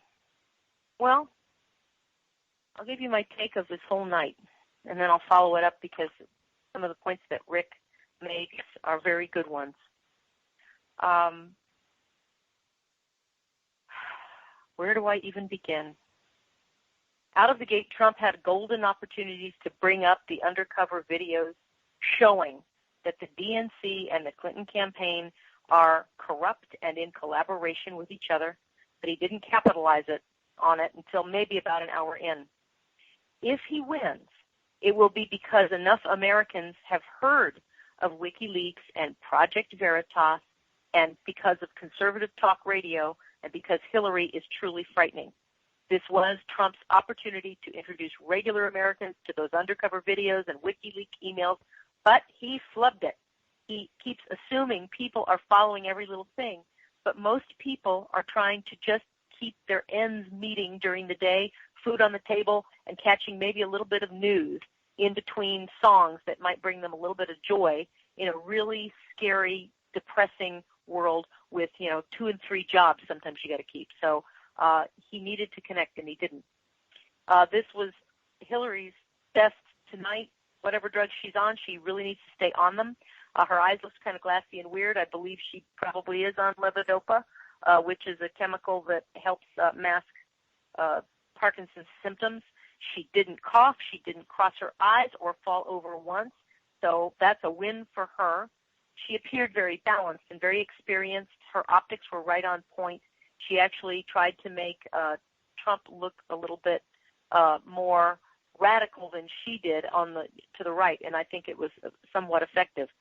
But the one interesting thing I wonder about, and I've seen a couple tweets on, she may have committed treason in revealing on live TV the lag time between the presidential order and the nuclear missile launch. She said it took 4 minutes, and she said that on live TV. And I wonder, is that treason? I've never heard of what the lag time is, and I'm just wondering, is that highly confidential classified information? And I'm wondering if the news media is ever even going to pick up on that, because I don't think that you would ever want that information out on media anywhere. And she said it on live TV. Very, very bad judgment. As far as what's going to be going on tomorrow, I think the media is going to spin this in the only way they can, which is they're going to say Trump is dangerous. He is an existential threat to our electoral process because he might not accept the results of the election. And the media is jumping on that. They're going to turn this into Trump is a crazy lunatic and might destroy our republic, because that's the only thing that they can do to spin away from the damaging Project Veritas and the WikiLeaks that show the DNC and Democracy Partners and Americans United for Change have colluded together to create voter fraud and voter intimidation in favor of Hillary Clinton's campaign.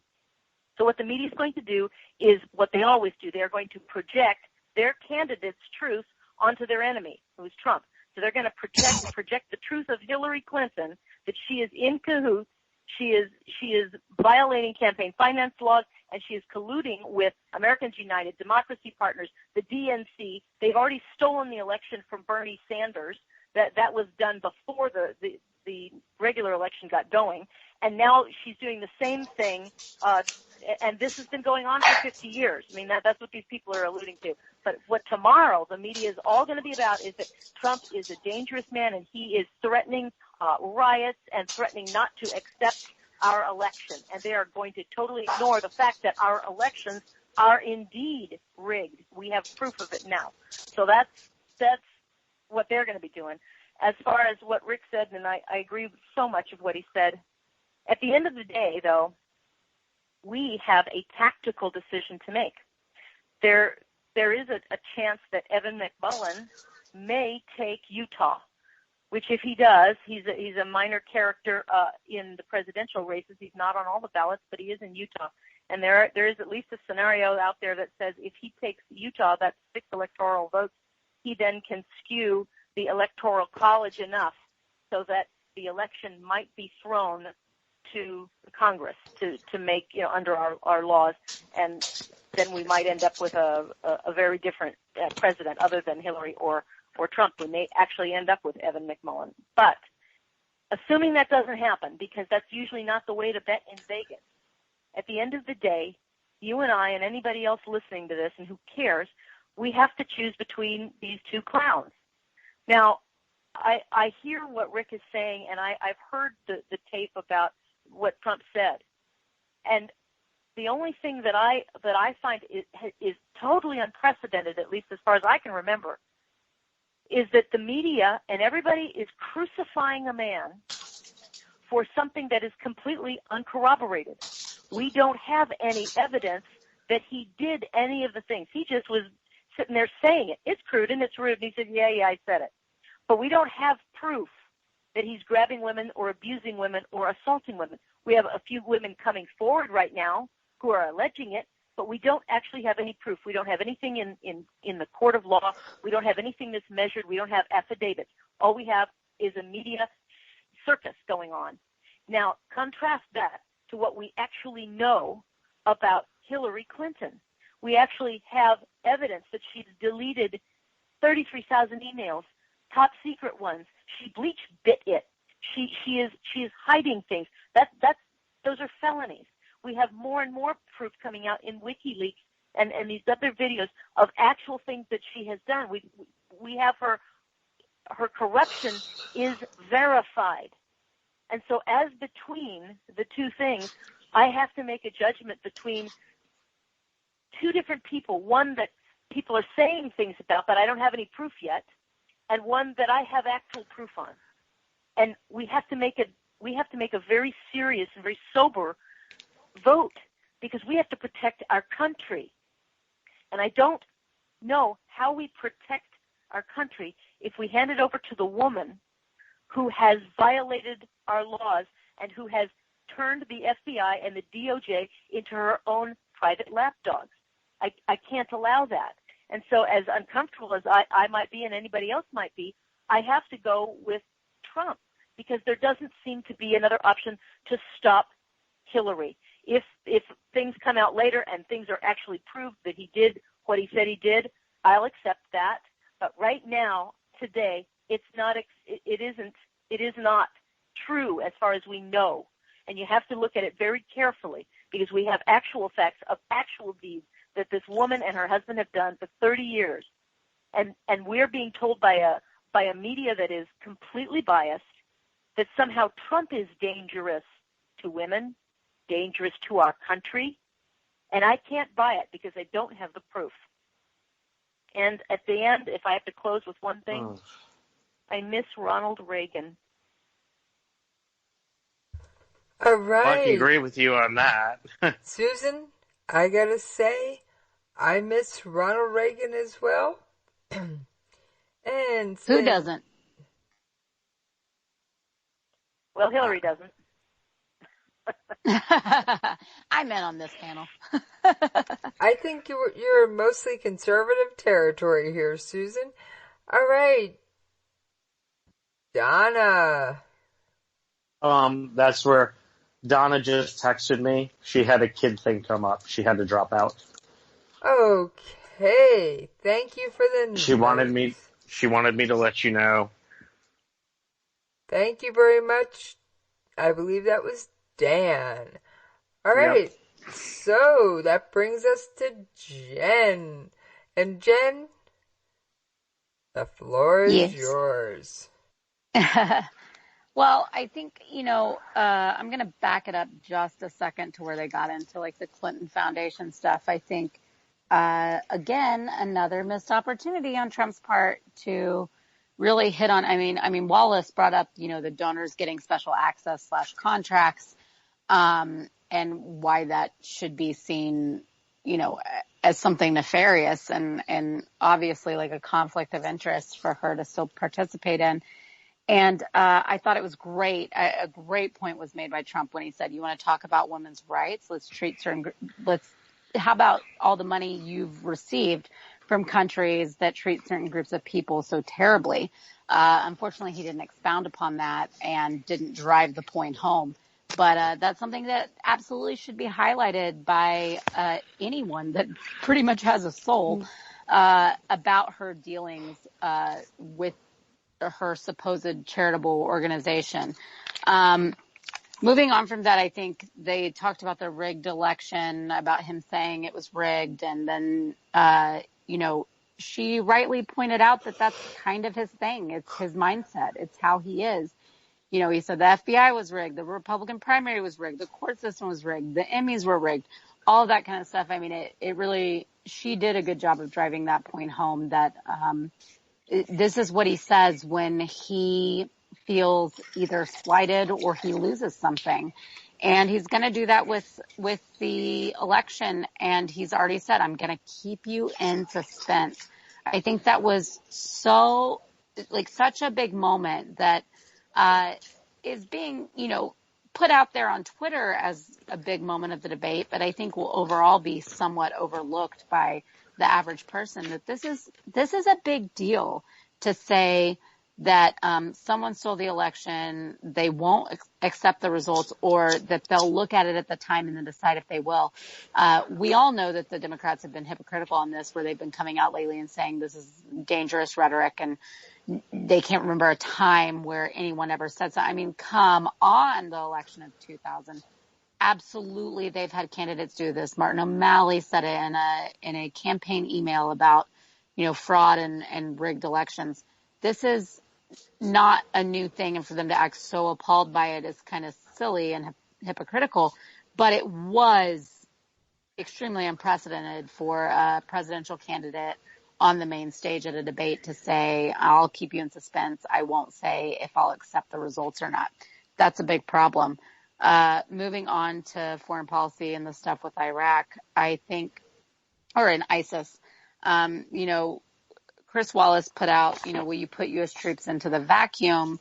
And Hillary said she won't support soldiers in Iraq as an occupying force. At the same time, though, she has already released and said that, special forces use, just as Obama has done, is completely acceptable and adequate. Well, those are troops there. Those are troops. I don't know what she thinks is magical about special forces, but those are troops on the ground. Those are troops in the air. And so, that was misleading. Of course, he blamed her for the creation of ISIS and for the fall of Mosul. But I don't think any of that really made a dent in anything they had to say about it. And of course, she responded with, he supported the invasion of Iraq. And I've said this over and over and over, and I just don't see it enough said. And if he had any sort of competent campaign management, they would have this out there so easily. It's so easy to answer this question or this accusation of you supported the war in Iraq and you were for Iraq. It does not matter. I've said this before. It does not matter. He should stop saying it isn't true. It is. He was online on record with Howard Stern saying that he, wanted the Iraq war or actually the invasion of Iraq. And it simply doesn't matter because he was not an elected official. He was not a politician at the time, and he was in no way responsible for the actions that the military or an administration would take. She is on record in the Senate voting for the war. Therefore, she can be held accountable. It does not matter what he said in media or anything else at the time as a private citizen and as an entertainer in this country. And I don't get why they will not just capitalize that and on that and make that a thing.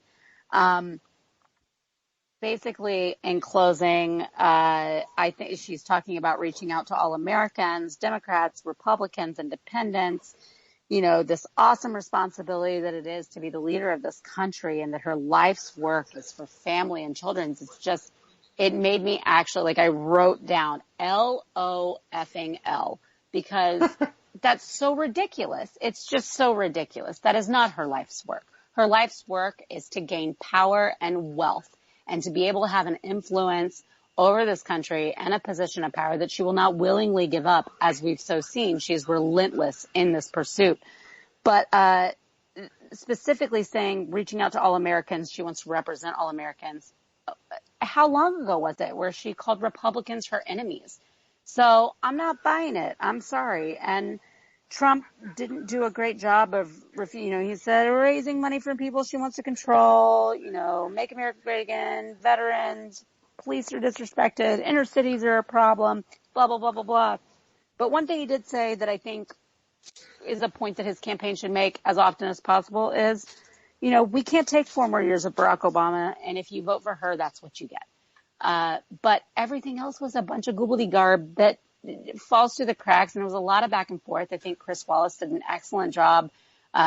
He hit her, he hit him, held their feet to the fire a few times. He lost control a few times.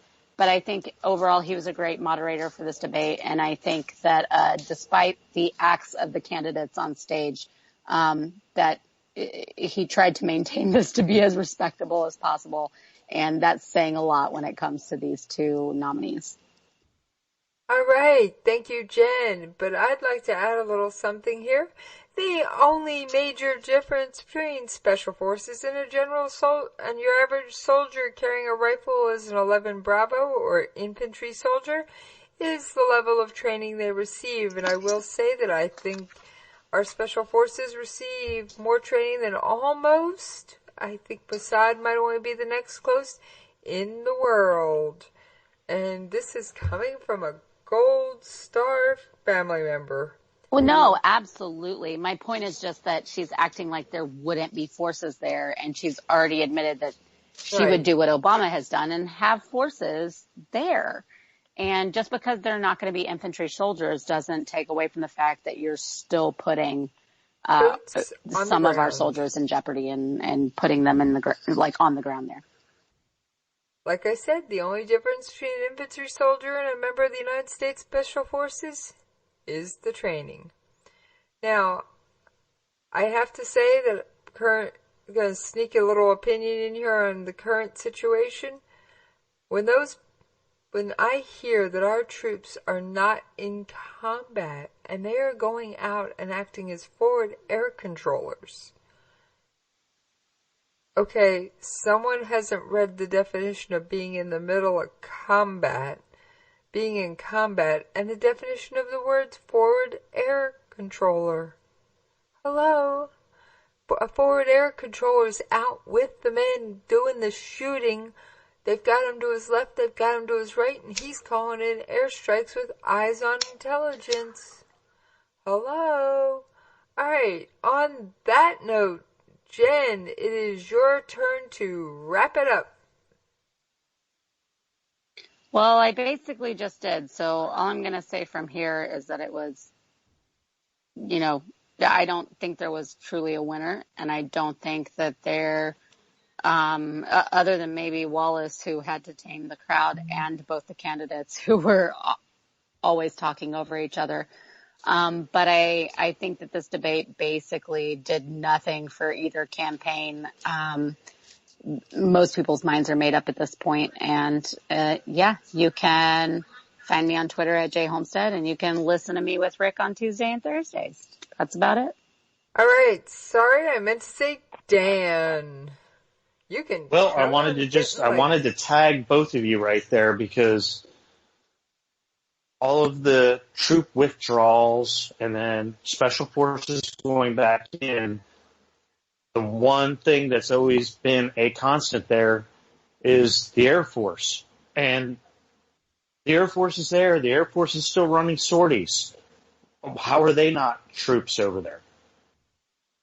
Honestly. I will say... You mentioned, Jen, calling in, or Jesse, calling in airstrikes. Exactly. Who do you think the airstrikes are coming from? Right. It's ridiculous. I've got to say, there's one thing, Dan. In many cases, the Air Force personnel are not based within the borders of Iraq. In a lot of cases, they're based in neighboring countries. That's how they get away with it. They are, but that's where how are they flying their sorties? Saying they're not boots on the ground in Iraq. They draw a technical, tiny distinction and give them the location where they lay their heads at night, not where they get up and go to work. Well, I get that. I understand that. But political spin. If I'm in that cockpit over Iraq with people shooting at me, I am considered a boot on the ground. That's all I'm saying. I mean, I'm agreeing with you, and I'm agreeing with you further. I mean, it's our people are there. Our people are doing the job, and it's acted like they're not, and it drives me nuts. But I'll just leave it at that on that. But I mean, man, so many things, so many subjects I've got to go through on this.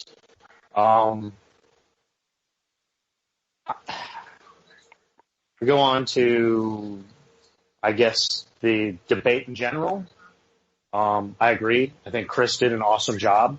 I think he did the best job of any of the debates, the presidential or vice presidential. Herding wet cats. Yeah. But I mean, he did great. I mean, I've always liked him. I think this was the best run debate. I think he did a good job of, like you said, herding the cats. I actually went on Twitter at one point and I saw a tweet that said, that basically said, shut the F up, which is basically what he did. He said, shut the F up. Let's move on. And that's the way a debate needs to be moderated. And that's what he's called a moderator for a reason. He's moderating it. He's supposed to control it. And he controlled it better than anybody I've seen in this election cycle. I thought he did a great job. As far as everything else, I mean, Susan, if you're still on, I've loved having you on these, and I respect you, but it is not a binary decision. It's not a binary vote. I have not been a Republican for 13 years, and I am told constantly on social media that if I don't vote for Trump, I'm voting for Hillary. And I hope that's not what you're saying, because that is not the way it works. It's not. No, it's not. And I will not vote for either one of them. I'm just being tactical, that's all. What's that? I'm just being very tactical and very practical, because it's a tactical thing, but I'm not GOP. I'm not a Republican. Why? I mean, it's not tactical to me. My tactical vote for years now has been, why do we have to have this uniparty and we have to vote for one or the other? I've been trying to get rid of this for 13 years, and nobody listens to me. I mean, and now we're at this point where we have two turds, and what do we do from here? I've been saying it for 13 years that we need to get away from this. And I'm going to keep getting away from this. I'm not going to stop. I'm not going to vote for either one of them. I'm going to keep pushing to the other side. I don't care if I don't vote for president. I'll vote the down ballot, and I may hold my nose some on the down ballot. But I'm not voting for either one of these two. That's my tactical thing. Neither one of them deserves my vote. Why should I vote for them? I've got a lot of friends. Who feel the very same way, and I agree to a large degree. My only comment is that, well, if you cede your vote, C-E-D-E, if you give it away like that, if you don't vote for president at all, you're allowing others to make that choice, and I can't. All I have is one vote, and I have to do the best that I can with it. But I am not criticizing you in any way. Please believe me. I completely empathize and understand, and I don't like what we're facing, which is we're facing an establishment on both sides, and we do have to find a way to break up the establishment, because as we know, at least from the reports we've gotten, I mean, the former President Bush is voting for Clinton. So it's all one big happy, establishment family here. And as Breitbart said, first we have to vote out the Democrats, and then we have to vote out the rhinos. That's how we have to go. You have to unite and pick them off one at a time and get back to something that is much more responsive to real people. But I completely understand what you're saying, and I don't disagree with you at all. I really don't. I would say Well, a that's little it. bit. That's it. And I've been for 13 years now. We go through each election, and I listen to everybody complain.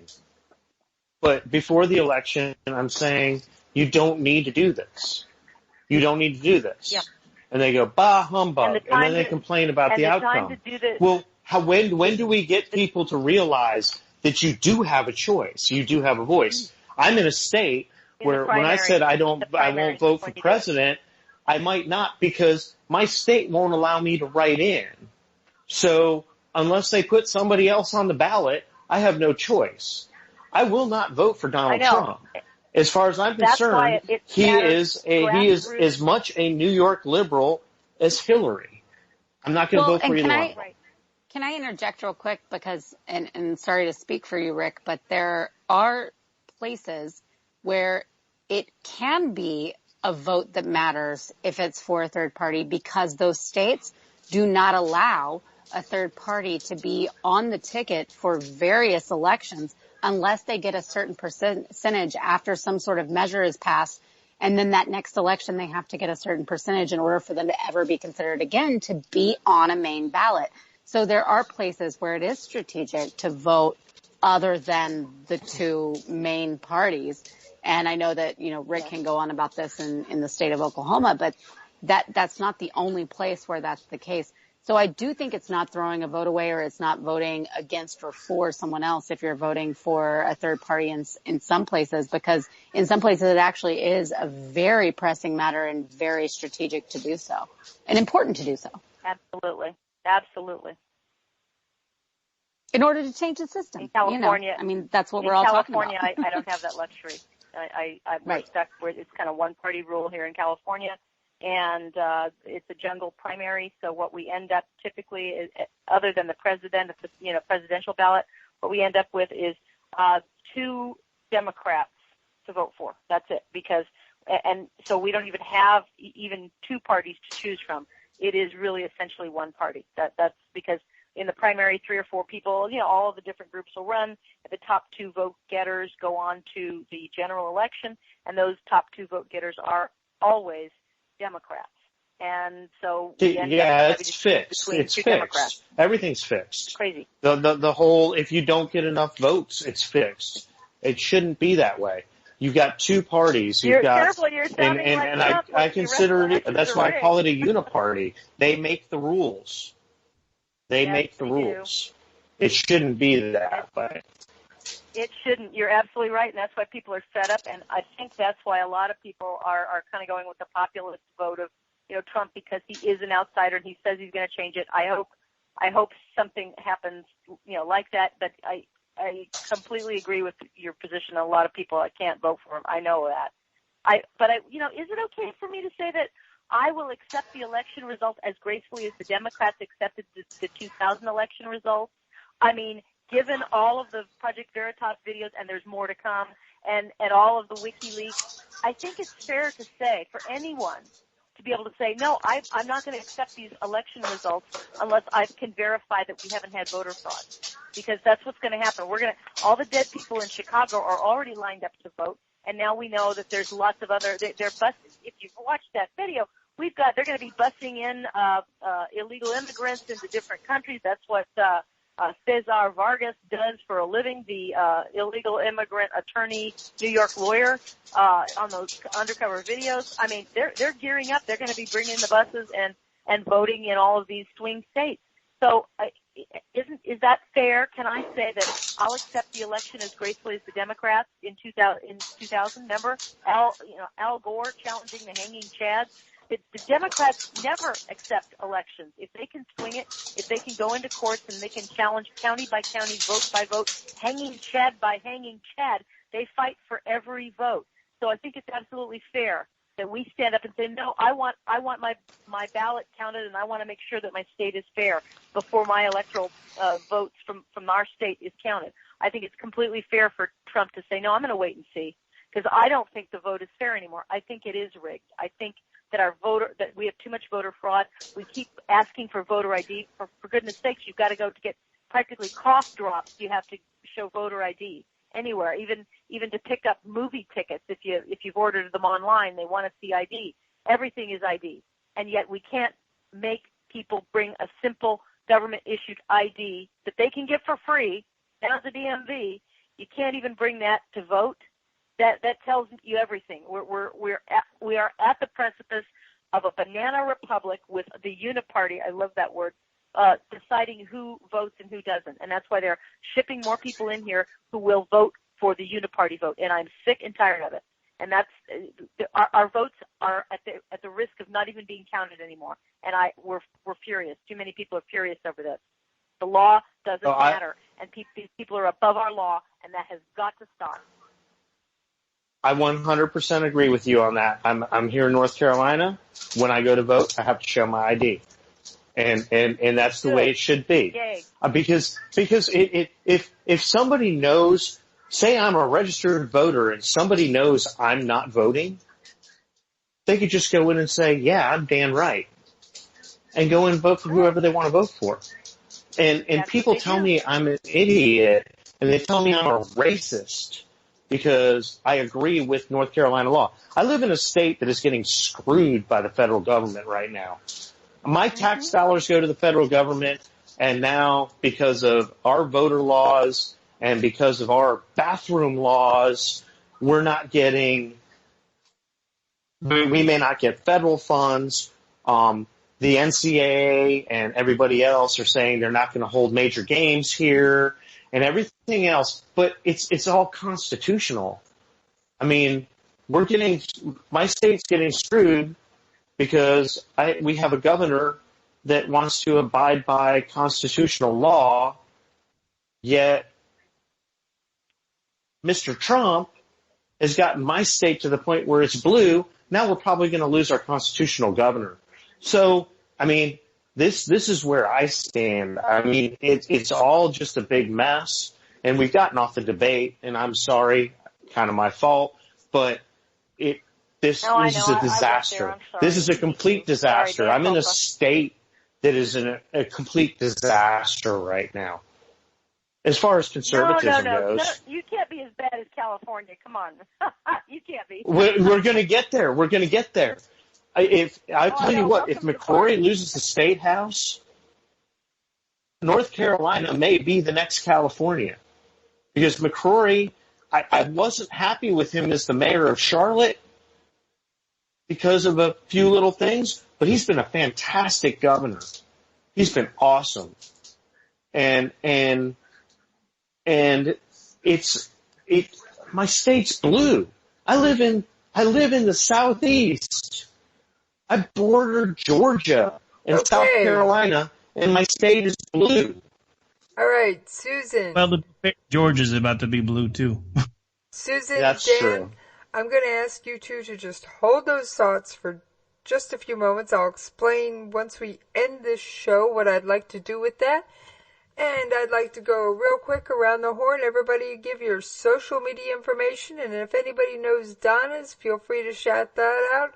And I think, Rick, I believe you've got Bill's Twitter handle. Yep, Bill O'Keefe at Defend Wall Street. You can follow him along there. All right. And your social media information, Rick, because there's no way I'm remembering all that stuff you say. No worries. We're going to go short tonight anyway. Quickest way to keep up with me is on Twitter. You can do that at AOTR_host. All the rest of it, we'll give that out on my main show because we're getting really long in the tooth, and I know folks got to work tomorrow. So, next. All right. Susan. You can find me at Real Susan Swift on all social media, at Real Susan Swift. And I have a website, which is susanswift.net. I also write regularly for politichicks.com. Outstanding, Jen. Oh, sorry. Yeah, I'm at Jay Homestead on Twitter. That's the most direct way to find me. I am on the show with Rick on the Jen and Rick Show on Tuesdays and Thursdays right here on KLRN. And also you can find me over at misfitpolitics.weebly.com. We've got a lot of fun stuff going on and smart people writing. So check it out. And that brings us back to Dan.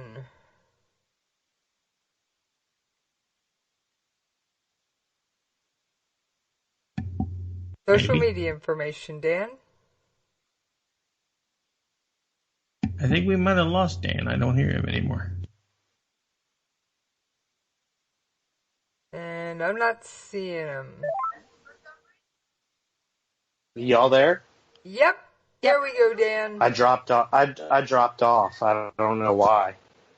All right. Well, how about asleep. Social Did you follow media on Skype contact again? Are you up to me yet? Yep, we are. Oh, okay.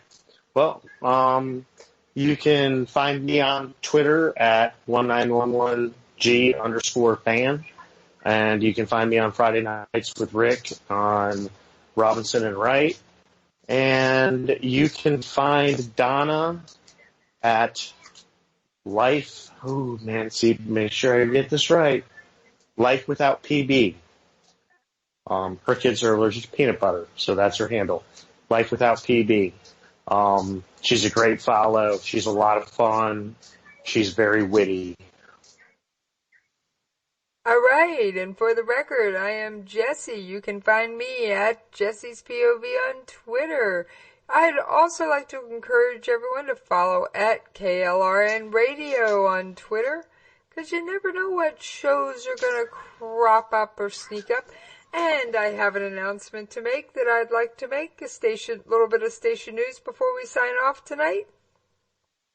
Any of you Star Trek, Star Wars, Stargate fans out there, save 4 o'clock Eastern Time on December 17th, because Judy L. Moore from Conversations in Science will be having a live Star Wars Star Trek show. And it promises to be a lot of fun. I'll be listening to that. Oh, we're going to take callers too. Awesome.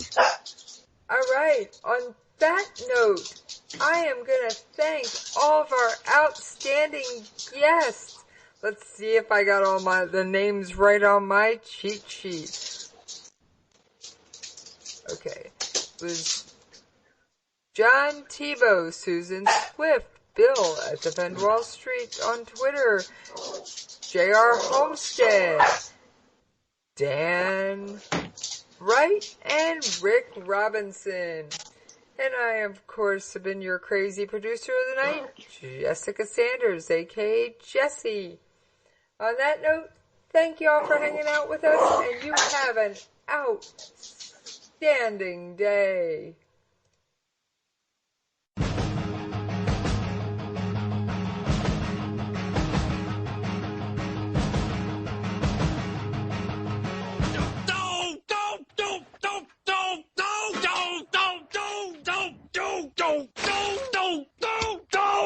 Screw you guys.